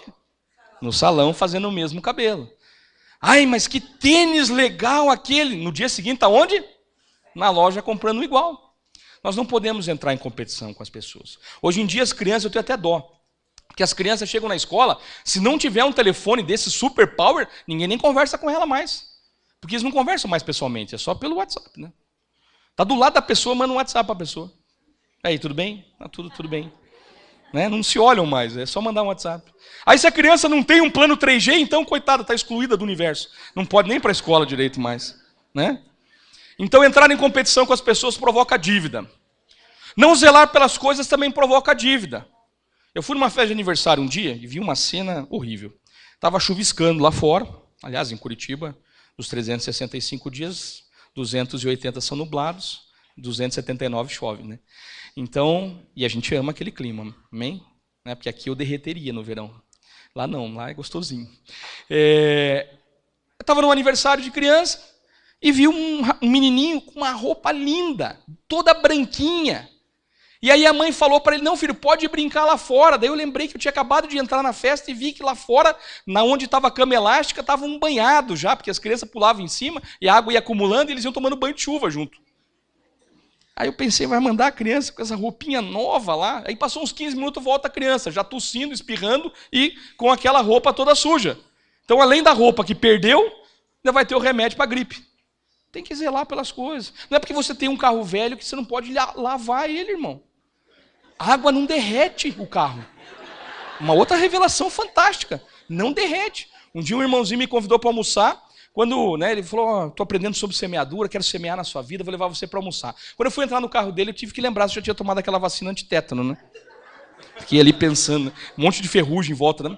Mas quando eu entrei no carro, eu falei, o irmão trabalha com distribuição de panfleto, que tinha tanto panfleto dentro do carro dele. Aí ele falou assim, não, é que eu vou pegando no sinaleiro, acho chato não pegar, depois eu esqueço de jogar. Eu falei, meu Deus. Aí eu estava com uma camisa branca, de gravata, fui colocar o cinto, o irmão ficou o cinto, né? Faixa do Vasco, né? A gente tem que zelar pelo aquilo. Você quer prosperar como se você não cuida do pouco que Deus está colocando na sua mão? Você acha que se você não cuidar do Chevette velho, um dia você vai cuidar do carrão novo? O princípio é o mesmo. Nós temos que cuidar do pouco que Deus tem colocado na nossa mão. Amém? Vamos lá. Não economizar também provoca dívida. Fantástico essa, né? Muito bom. Outra revelação. Você tem que aprender a economizar. Nem todo dia dá para comer fora. Nem todo dia dá para fazer as estrepulias que a gente gosta de fazer. Um dia, aconselhando um casal de médicos, eles me autorizam a dar esse testemunho, eles ganhavam juntos 40 mil reais. Não tinham casa própria, os 2 carros eram financiados e a vida financeira estava destruída. Não é quanto ganha, é como usa. Aí eu falei, bom, vamos aprofundar a história. Empresta a fatura do cartão de crédito. Quando eu fui olhar o cartão de crédito, os 2 trabalhavam praticamente dia e noite no hospital. No mesmo hospital, iam trabalhar no mesmo horário, um em cada carro. Eu falei, já tem alguma coisa errada, não dá para ir no mesmo carro? A gente não tinha pensado nisso, é melhor mesmo, né? Então já desfaz um carro. Aí fomos olhar o cartão de crédito, estava lá, comida japonesa, mercado, cachorrinho, comida japonesa. Falei, olha, vamos somar aqui. Quando nós somamos, deu quase 2 mil reais de comida japonesa. Falei, misericórdia, foi o que eu falei, né? Eu falei, faz o seguinte, contrata uma cozinheira ou aprende a fazer esse negócio, senão você vai quebrar com isso. Ele que a gente gosta muito. Falei, mas gostar muito não dá. Então a gente foi lá e organizou poucas coisas nas finanças deles, e em apenas 6 meses eles já tinham casa própria, já tinham um carro quitado e já tinham liquidado as dívidas do cartão de crédito. Dos mais ou menos 20 cartões de crédito que eles tinham. Reduziram para só 2. Só de anuidade de cartão de crédito eles pagavam quase 4 mil reais. É não perceber, é não olhar, é não fazer lista. Quanto mais você ganha, muitas vezes, se você não é fiel no pouco, você não vai ser fiel no muito, você não cuida do muito. Tem gente que nunca viu a conta telefônica, nunca viu a conta de luz. Aí eu coloco no débito automático. Ok, talvez você nem esteja vendo se tem algum erro na fatura. Eu trabalho no setor de telecomunicações e afirmo, porque afirmo isso lá em Brasília, quando estou depondo em CPI, eu sempre falo, as operadoras erram e só erram para cima. Então você é roubado todo mês. Nós estamos lutando contra isso, em nome de Jesus vai melhorar. Comprar coisas sobre o impulso do momento, na maioria das vezes, coisas que você nem precisava. Um dia eu tuitei um negócio e virou uma confusão na internet. Eu coloquei lá que tem muita gente que compra o que não precisa, com o dinheiro que não tem, para agradar a gente que não gosta. Né? Terrível isso, né? Mas tem um monte de gente fazendo isso. Não, vou comprar para mostrar que eu podia comprar. Não, onde é que você vai almoçar? Naquele restaurante, cara, lá vou junto. Né? Aí dá lá o cartão, lá quase sangue sai do cartão, inclusive. Né? Um dia eu fui num almoço e terminou o almoço, eu tive que pedir perdão para minha esposa depois, porque a conta deu 3 dígitos. Pensa um almoço dá 3 dígitos. Aí eu lembrei do pastor Arão contando um dia no seminário de finanças que galinha que anda com pato um dia morre afogado. Aquele dia eu quase morri afogado, porque era uma conta absurda de cara. Cheguei em casa pedindo perdão já. Aí minha mulher deu risada, falou, amor, às vezes acontece, né? Lembra do pastor Arão? Eu falei exatamente disso que eu lembrei.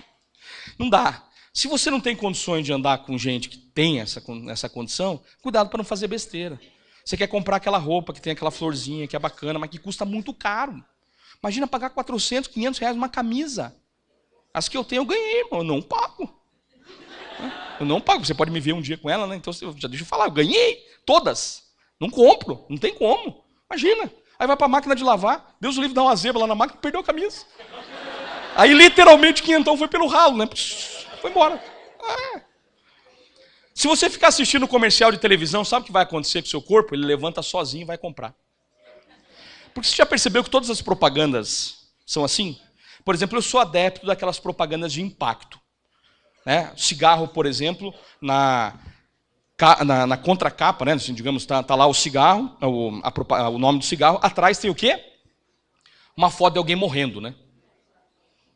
Mas nem assim desistiu, né? E é interessante, de vez em quando você pega alguma caixa dessa, tá lá, né? Fumar pode causar impotência. O cara volta e fala, me troca, me dá uma que dá câncer mesmo, né? Mas ele continua fumando. Ele continua fumando. Eu queria que a propaganda de impacto chegasse no carnê do carro. O carnê do carro tinha que vir com a foto do oficial de justiça no fundo. Porque eles existem, irmão. Hoje eu falo disso dando risada. Mas no dia que o oficial de justiça foi na minha casa buscar meu carro porque eu não pude pagar há 14 anos atrás, eu sei bem o que é isso. Eu sei qual é essa dor.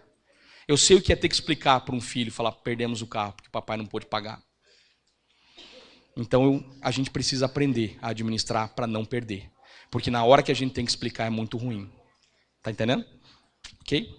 Faço você rir para você não chorar, né, irmão? Bom, vamos lá. Não resistir aos vendedores e aos fortes apelos comerciais. Você vai numa loja e aí você experimenta uma calça. O que o vendedor vai falar para você? Exato, tá horrível essa calça. Tira que isso aí não serve para você. Ele vai falar isso?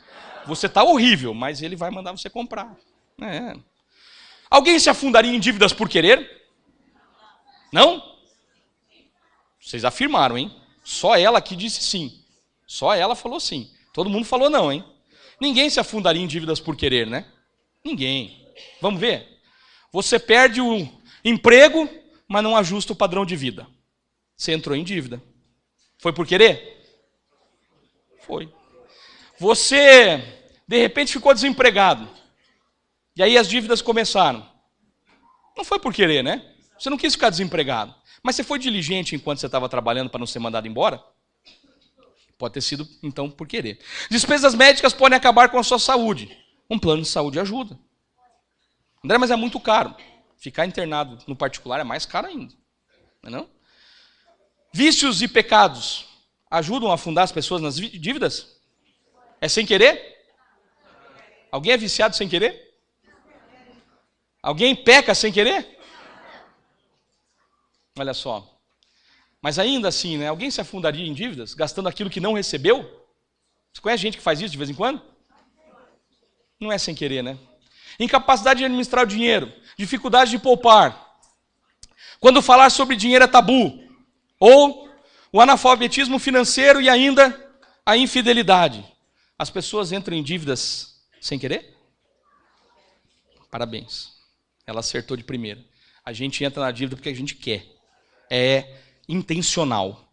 Sozinho, com as nossas atitudes, nós entramos nos problemas financeiros. Mas dá para melhorar isso.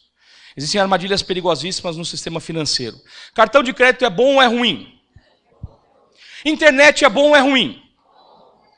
Depende do que você faz com ela, né, querido? Se você usa a internet para acessar uma palavra, para mandar um e-mail, para ver um vídeo de uma pregação, é bênção, não é? Se você acessa a internet para ver pornografia, é ruim.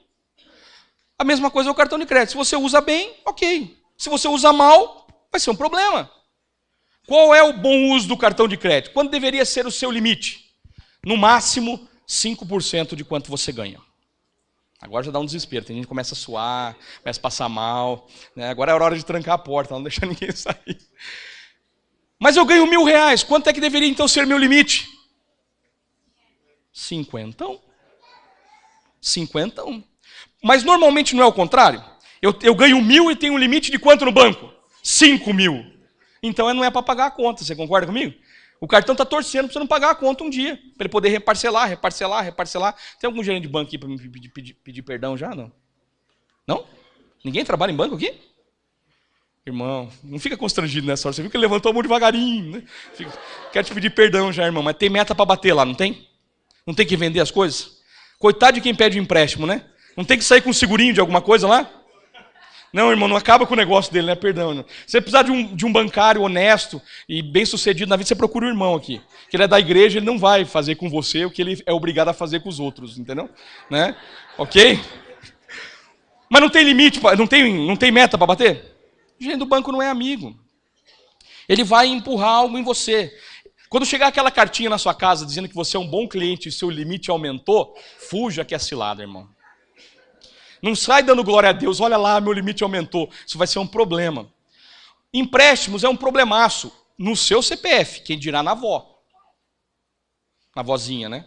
Na tiazinha, no vô. Não, mas o juro é mais barato, que é consignado. Aí você vai lá e empresta o CPF do vô. Isso está errado. Amém? Amém? É? Calma, gente, vai dar tudo certo. Até amanhã nós vamos sair daqui mais que vencedores, amém? Mas vamos precisar mudar alguns comportamentos, amém? Querido, o problema da dívida é seu, não transfere ele para ninguém. Beleza? Responsabilidade. As compras inadequadas, né, ou as compras não planejadas vão dar problema. Financiamento de imóvel versus aluguel, o que é melhor? Aluguel ou financiamento? Bom, pagar aluguel não é bom. Você concorda comigo? Não é bom.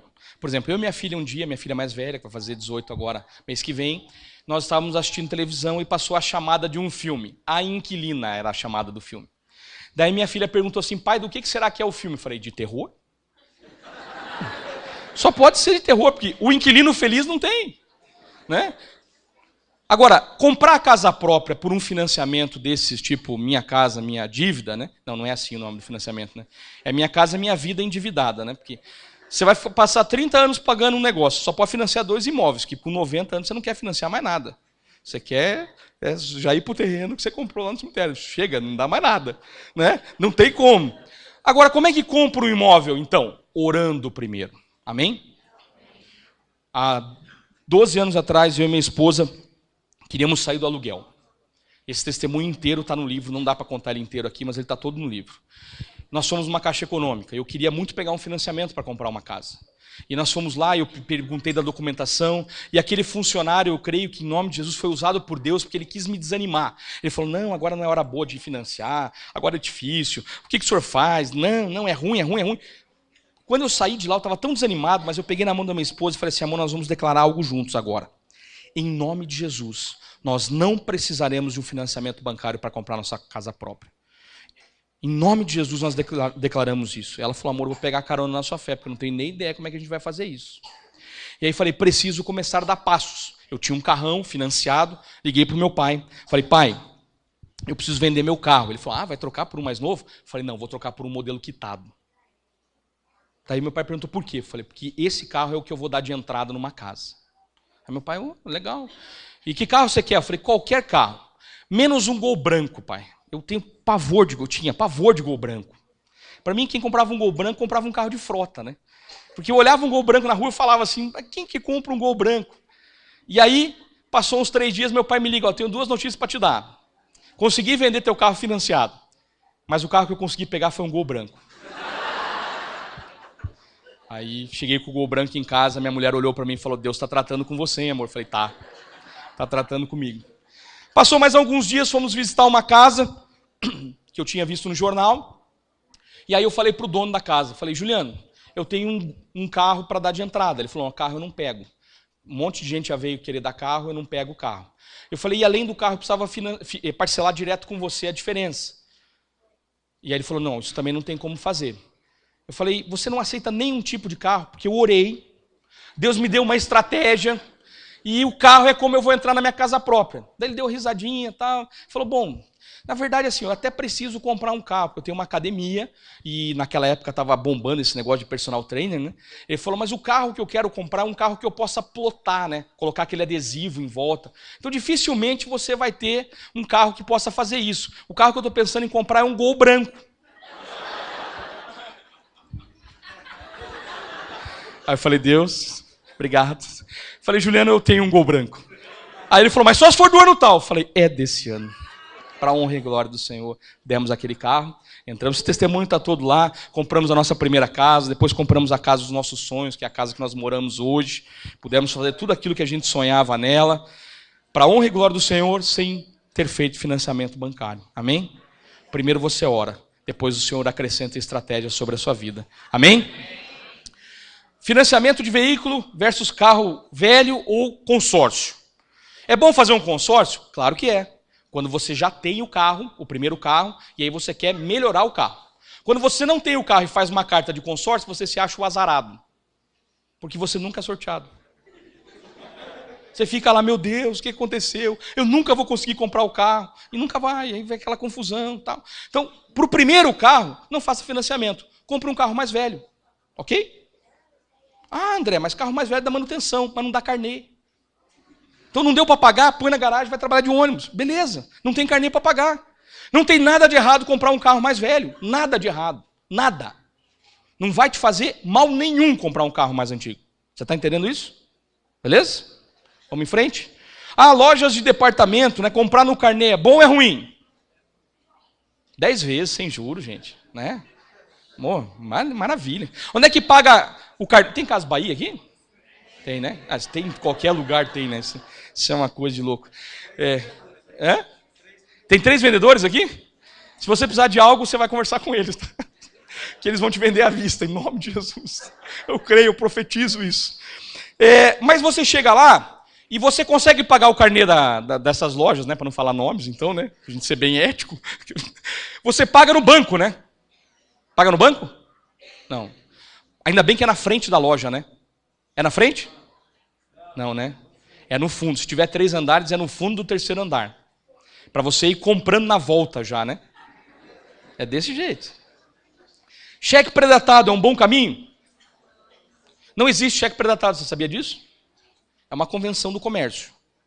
Se eu pegar 10 cheques predatados seus e for no banco e tiver saldo, eu levanto os 10 cheques na hora.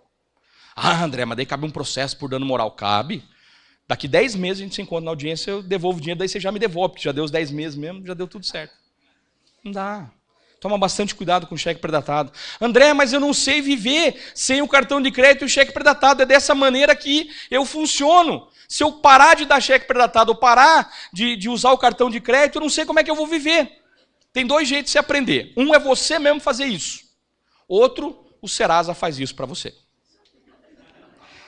Quando você tiver o nome restrito, vai perder o cartão de crédito e o talão de cheque. Você vai aprender a viver no mundo pagando à vista. É fantástico, existe inclusive. Não é uma lenda. Você pode pagar as coisas à vista, mas vai ter uma disciplina para isso, ok? Eu já estou quase terminando aqui, mas eu queria, de coração, se vocês... Quem me dá mais uns 10 minutos aí? Amém? 10, 20, 30, 40, 50. Nós vamos... Não, mais um pouquinho, gente, porque se eu conseguir terminar esse módulo hoje, amanhã a gente já entra direto na questão dos pecados financeiros, ok? Armadilhas perigosas ainda, ó. Ir ao supermercado sem uma lista ou um valor prévio. Eu tenho uma dica bacana que eu faço com os homens, que é assim, ó. Você faz a lista de compra, calcula quanto vai dar, dá o dinheiro para a esposa e fala assim, ó. O que sobrar é teu. Ela diligentemente vai fazer a compra melhor. Agora, não adianta dar 50 e falar que vai fazer a compra do mês, né? Você também tem que aprender a ser generoso. Quer uma dica para aprender sobre economia doméstica? Aprenda a ir no supermercado junto com a sua esposa. Vai lá. Vai no supermercado junto para você ver como as coisas aumentam. Não é uma lenda, não. Todo mês aumenta. Você quer ver uma coisa? A parcela do carro é fixa? Quando você financia um carro, a parcela do carro é fixa?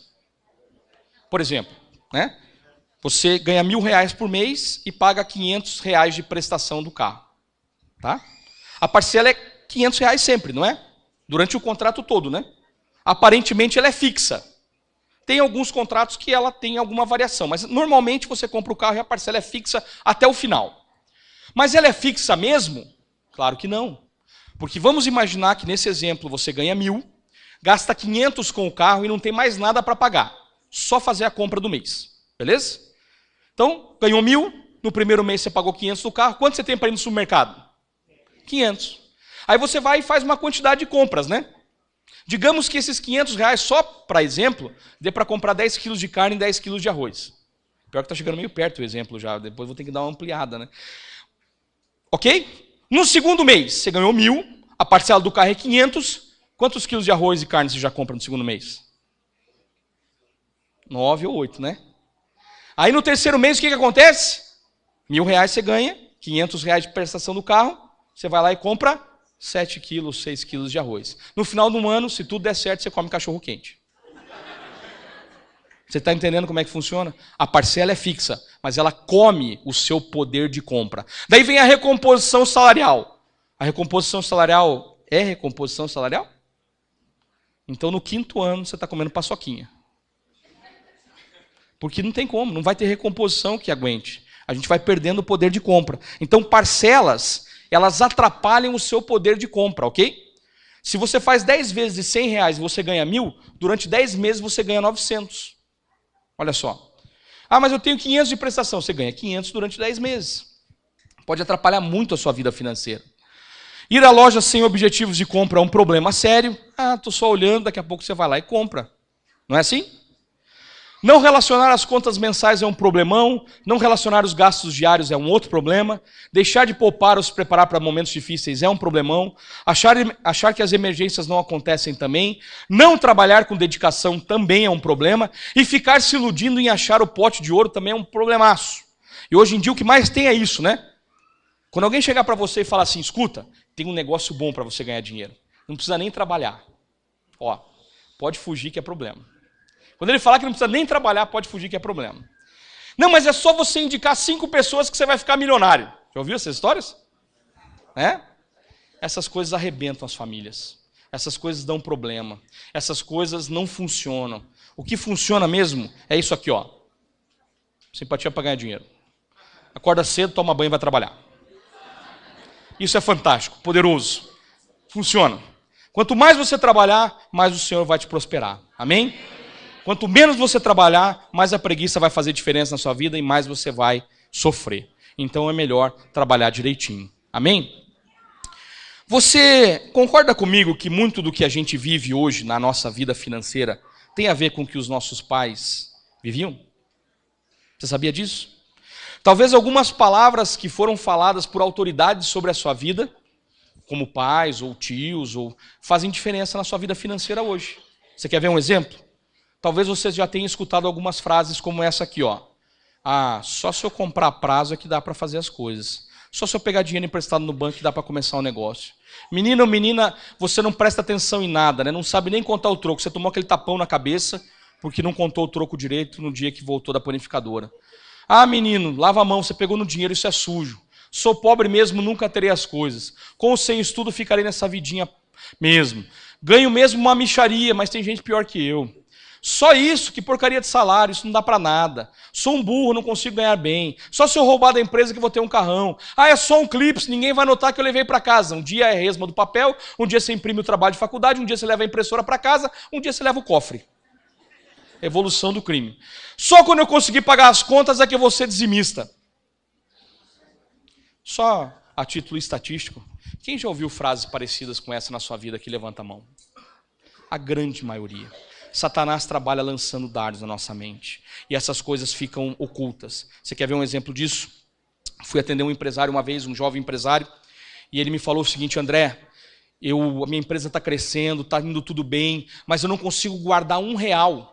Toda vez que começa a sobrar dinheiro, eu vou e gasto. Eu não sei nem onde é que eu gasto, mas eu gasto. Eu não consigo ter R$1 sobrando. Eu falei, mas isso está errado. Eu falei, vamos orar. E oramos. E eu fiz todas as perguntas para ele. Falei, você é dizimista? Sou dizimista. Você é ofertante? Sou ofertante. Você crê nas promessas? Eu creio. E a gente começou a orar, orar, orar. E de repente eu falei, Espírito Santo, nós não estamos sabendo o que está acontecendo. Nos revela o que está acontecendo. E esse rapaz começou a chorar. E homem quando chora é feio, né, irmão? Baba, tal. E aí ele me abraçou, tá, aquela roda aqui. E aí depois, uns minutos dele chorando, eu falei, o que aconteceu? Ele falou, olha, enquanto você orava, eu vi um filme na minha vida. Eu lembrei de quando eu ia do lado do meu pai, e eu queria lá um abraço dele, um carinho dele, e ele falava, menino, vai para lá, que eu estou fazendo as contas, eu tenho que pagar as coisas, porque esse negócio de quem tem dinheiro sobrando é porque roubou de alguém. Olha só, toda vez que começava a sobrar dinheiro, ele lembrava do pai falando para ele, quando você tem dinheiro sobrando, é porque você roubou de alguém. E para querer fazer tudo certo, não ser chamado de ladrão, ele gastava tudo e não deixava sobrar nada. Você está entendendo isso? Depois de algum tempo dessa oração, ele me confessou que já estava conseguindo guardar, que já estava conseguindo prosperar mais ainda, porque o Senhor remove essas palavras do nosso coração. Amém? Você crê nisso? Amém. Nós vamos orar no final sobre essa questão. E essas palavras serão removidas do seu coração para a honra e glória do nome do Senhor. Amém? Olha só da onde que eu tiro essa ideia de que muitas das palavras ficam no seu coração.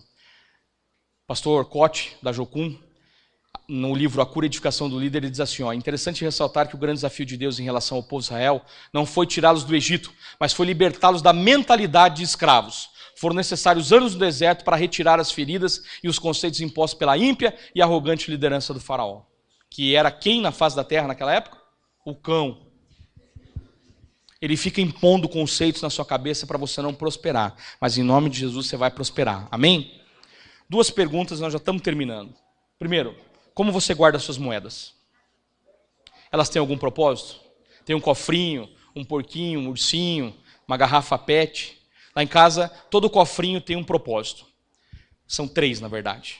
Todo o dinheiro que chega nas suas mãos tem 3 propósitos. Primeiro é tocar a sua vida e a vida da sua família, depois tocar o reino e depois tocar a vida de outras pessoas. Então a gente faz o cofrinho de moedinha lá em casa, e aí quando a gente abre, a gente decide se a gente vai comprar um presente ali para as crianças, ou vai sair para jantar, ou se a gente vai investir no campo missionário, ou se a gente vai abençoar a vida de alguém. Amém? Tem que ter um propósito, senão você não consegue. Se você começar guardando as moedas, um dia você vai poupar mais. Amém? Agora, se as moedas já não são nem importantes para você, fica tranquilo. Você não vai conseguir poupar grandes quantias, porque aquilo não faz diferença para você. Tem gente que manda lavar o carro e depois sente falta das moedas no cinzeiro, né? O aspirador passou sem querer ali, irmão. Sem querer. Mas também se não sabia quanto é que tinha lá, não dá nem para reclamar, né? Você está entendendo? 2 anos atrás, mais ou menos, eu fui ministrar numa igreja e quando eu falei desse ponto, o pastor que estava na igreja pediu para falar e aí ele me falou, olha, alguns anos atrás, a minha filha estudava com a filha dele no colégio e nós estávamos passando por uma grande dificuldade e teve um dia que nós abrimos o cofrinho lá em casa e minha filha falou, pai, a minha amiguinha lá na escola está passando por uma grande dificuldade e ela não está tendo dinheiro para comprar calçado. E a gente está vendo que mesmo em dia de chuva ela está vindo com o calçado furado, com o tênis furado. Vamos usar o cofrinho para abençoar a vida dela? Eu falei, vamos. Aí minha esposa e minha filha foram numa loja e conseguiram com o cofrinho comprar 2 pares de tênis e deram para ela. E aí esse pastor lá falou assim, olha, o que eles falam, eles praticam. Aquela menina era a minha filha. E vocês abençoaram a minha vida naquele dia. Pensa, irmão, a choradeira que foi naquela igreja. Nem ele sabia que eu ia estar lá e nem eu sabia quem era ele, né? Você está entendendo como é que funciona? Suas sementes são poderosas. Aprenda a semear, aprenda a honrar pessoas. Quando foi a última vez que vocês levaram o casal de pastores de vocês aqui para almoçar fora, para jantar? Quando foi a última vez que você presenteou a pastora? Quando foi a última vez que você presenteou o seu líder de célula, o seu patrão? Quando foi a última vez que você investiu e semeou na vida de alguém? Hoje você tem a possibilidade de levar o livro para semear, né? Amém? Você é um dizimista? Você entende, tem alguma dúvida dessa bênção? Entende bem o que isso significa? Você entende o que é fazer prova do Senhor quando você é um dizimista? Você entende o que é ele repreender o devorador? Se você não sabe bem sobre isso, procure o seu pastor. Mas lembra do notebook? Lembra? Então, um belo dia, eu estava no escritório, nós deixamos a porta do escritório destrancada, é um prédio comercial, deixamos a porta destrancada e um oportunista ali entrou e roubou o meu notebook. Aquele do testemunho. Aquele que eu falei que eu comprei orando. E quando aquilo aconteceu, eu decidi não murmurar. Falei, Senhor, tem um propósito para isso. Eu sou um dizimista fiel. Nada do que é meu eu quero que fique na mão de Satanás. Eu quero de volta, eu quero restituição disso. Peguei a nota fiscal, boletim de ocorrência, fiz um boletim de ocorrência. Quando eu voltei para o escritório, o pessoal no escritório falou, olha, foi roubado aqui no escritório, vamos tirar o dinheiro do caixa e vamos comprar um computador para você. Falei, tá bom, tudo certo. Já fui restituído na mesma hora, inclusive. Mas quando eu estou indo para casa, eu falei, não, eu vou orar mais. Eu não aceito que aquele computador que foi comprado com aquele testemunho que eu acabei de dar e que eu usava já, dando esse testemunho, eu quero aquele computador de volta. Esse aqui que me restituíram é o que o Senhor providenciou porque eu preciso trabalhar. Mas eu quero aquele de volta. Então eu vou orar. E orei, irmão. E lá na delegacia o policial me perguntou, teu notebook tem sistema de localização? Eu falei, não tem. Ele falou, então você sabe que é impossível de achar, né? Eu falei, eu sei. Mas eu creio em Deus. Eu sou um dizimista fiel e eu creio que o Senhor vai me restituir. Falei isso para o policial. O policial ficou olhando com aquela cara de que não sabia o que eu estava falando, né? E encerrou lá o meu atendimento e eu fui embora. Quando eu comprei esse computador, quando eu liguei ele, apareceu lá o antivírus, que era igual ao que eu tinha. Então veja, lembra que o computador tinha nota fiscal? Softwares originais e um antivírus original. Isso é importante para o combustível do milagre acontecer, amém? Quando eu liguei esse computador, o antivírus disse que eu tinha 60 dias de licença. Depois disso, eu teria que comprar uma licença. Mas era o mesmo antivírus, então eu ia trazer a licença daquele para esse. Mas como tinha 60 dias, eu vou deixar os 60 dias, depois eu transfiro a licença para cá. Quando deu 58 dias, e nesse período, muita gente me perguntava, escuta, você não ficou triste que roubaram teu computador? Eu falei, não, para tudo tem um propósito. Eu sou um dizimista fiel e eu creio em nome de Jesus que eu serei restituído. Aí todo mundo me perguntava, mas tem localização no computador? Eu falei, não tem. Então você sabe que não vai achar, né? Falei, não, eu creio num Deus provedor, eu sei que eu vou achar. E guardei meu coração nesse período. Depois as pessoas pararam de falar, então acabou esquecendo.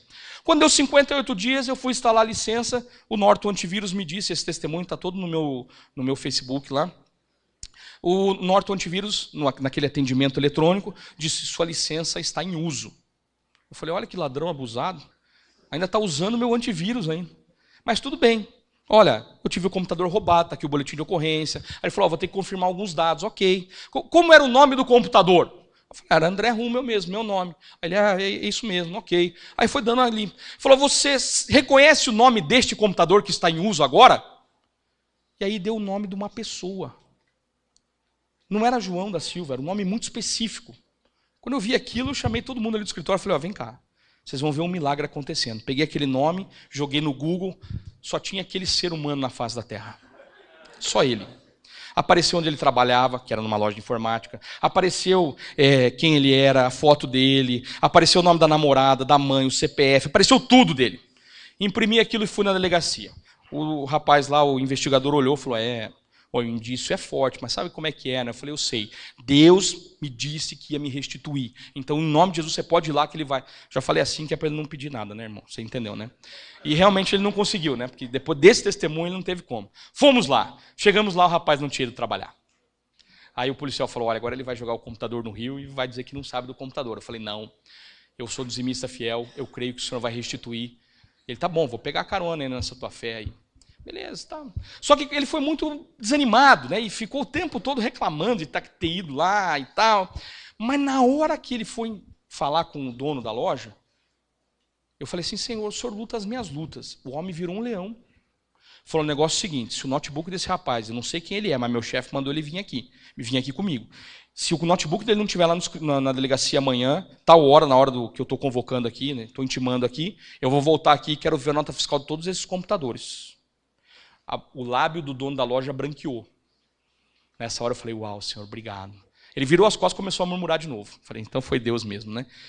No dia seguinte, na hora marcada, 10 horas da manhã, entra o rapaz lá, porque eu já conhecia ele, eu tinha foto dele de perfil, de lado, de costa, de cima, de tudo quanto é jeito. Quando ele entrou na delegacia, eu virei para o Fabrício, que trabalha com a gente lá, falei, ali dentro está o meu notebook. Ele falou, cara, eu vim aqui para ver essa tua fé. Passou um pouquinho, o policial vem com o meu notebook, entrega na minha mão e fala, esse aqui é o notebook? Eu falei, Sabe o que o policial falou? Aquele que nem era cristão, falou, está restituído para você então. Eu falei, aleluia, glória a Deus. Meu computador está lá dando testemunho em casa até hoje. Glória a Deus. Talvez seja a primeira vez na história que você ouça falar que o antivírus ajudou a localizar o computador.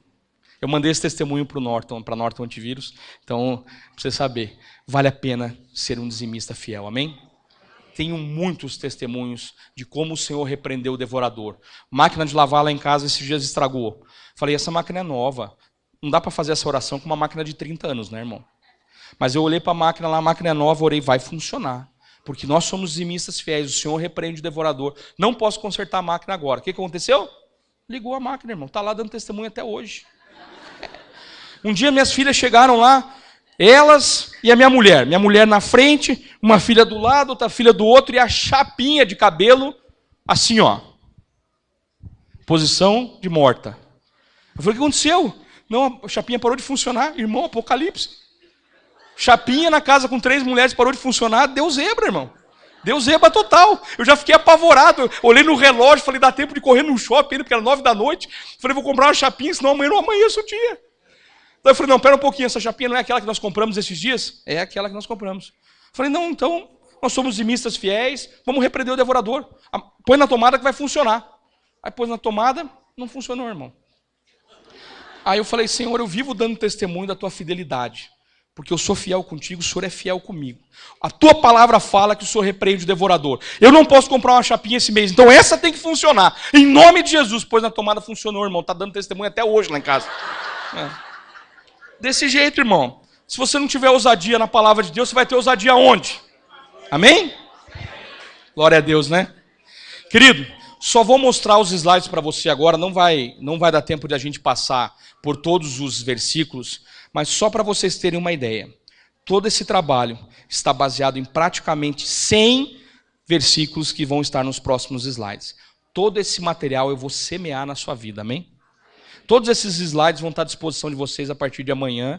Eu vou trazer um PDF, o irmão lá depois pode copiar para vocês. Não dá para mandar por e-mail porque é muito grande, tem muita foto, né? Então não dá para mandar. Mas você pode retirar aqui na igreja, só trazer uma pendrive.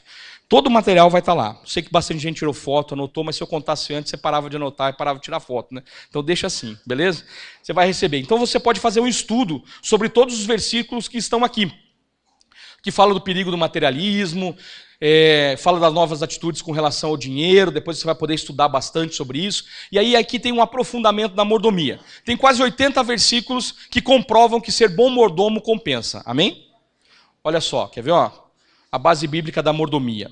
Deus é dono de tudo e de todos, do universo. Olha quantos versículos falam que Deus é dono do universo. Do homem por direito de criação, por direito de preservação, por direito de redenção. O homem é um mordomo, está lá em Gênesis 1, 28, 2, 15, Salmos 8, 3 e 9. Tem a mordomia do tempo, né? Nós devemos cuidar do nosso tempo. Tem muita gente perdendo tempo hoje e roubando o tempo das empresas. Você chega para trabalhar na empresa, você ganha por hora. Você sabe disso, né? Você recebe uma vez por mês, mas você ganha por hora. Lembra das 44 horas semanais? Você ganha por hora. Você recebe por mês.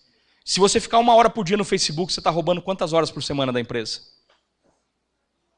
Já parou para pensar nisso? Seja fiel no pouco. Você será colocado sobre o muito. Cuide do seu tempo. Está aqui, ó. Nossa vida na terra é passageira, como mensageiros apressados, como vapor. Considerações para um bom uso do tempo. Há um tempo determinado para cada coisa. Considere todos os dias. Nosso maior investimento é no reino. Faça o bem. Não deixe para depois. Não fique procrastinando. Faça as coisas bem feitas hoje. Ok? Mordomia das oportunidades, mordomia da família, mordomia dos bens, mordomia do corpo, né? Mordomia dos dízimos. E aí a gente fala bastante aqui, de forma bem profunda, o dízimo no Velho Testamento, o dízimo no Novo Testamento. Além dos dízimos, nós temos a semeadura, as ofertas, as primícias, todas as estratégias poderosas do reino para fazer você prosperar da maneira adequada. Amanhã a gente vai falar um pouquinho mais sobre isso. Mas eu quero que você saia daqui com uma avaliação na sua cabeça. Como as crises te afetam? Como está a sua intimidade com a palavra? Quais são as suas atitudes que você precisa de mudança? Eu falei alguma novidade aqui nessa noite? Tudo que eu falei até agora você já escutou alguma vez na sua vida. Você concorda comigo? Não falei nada novo. Amanhã o que eu vou falar talvez seja novo para você. Algo que Deus colocou no meu coração e eu tive que conversar com muitos pastores para descobrir se aquilo realmente era uma revelação. Então o que eu vou falar amanhã é muito profundo e vai trazer uma mudança muito profunda na sua vida. Então não deixe de vir amanhã, por favor. Amanhã, o melhor está por vir, amanhã é a melhor parte. Mas você reconheceu que algumas atitudes você talvez tenha que mudar? Você reconheceu que algumas coisas na sua mente hoje te impedem de prosperar? Você reconheceu que muitas coisas que te cercam te impedem de prosperar? Você reconheceu que suas finanças são uma área importante e que Satanás gosta de trabalhar com as áreas importantes da nossa vida, como família, finanças, criação dos filhos? Você reconheceu isso? Então fica de pé para nós orarmos, por favor.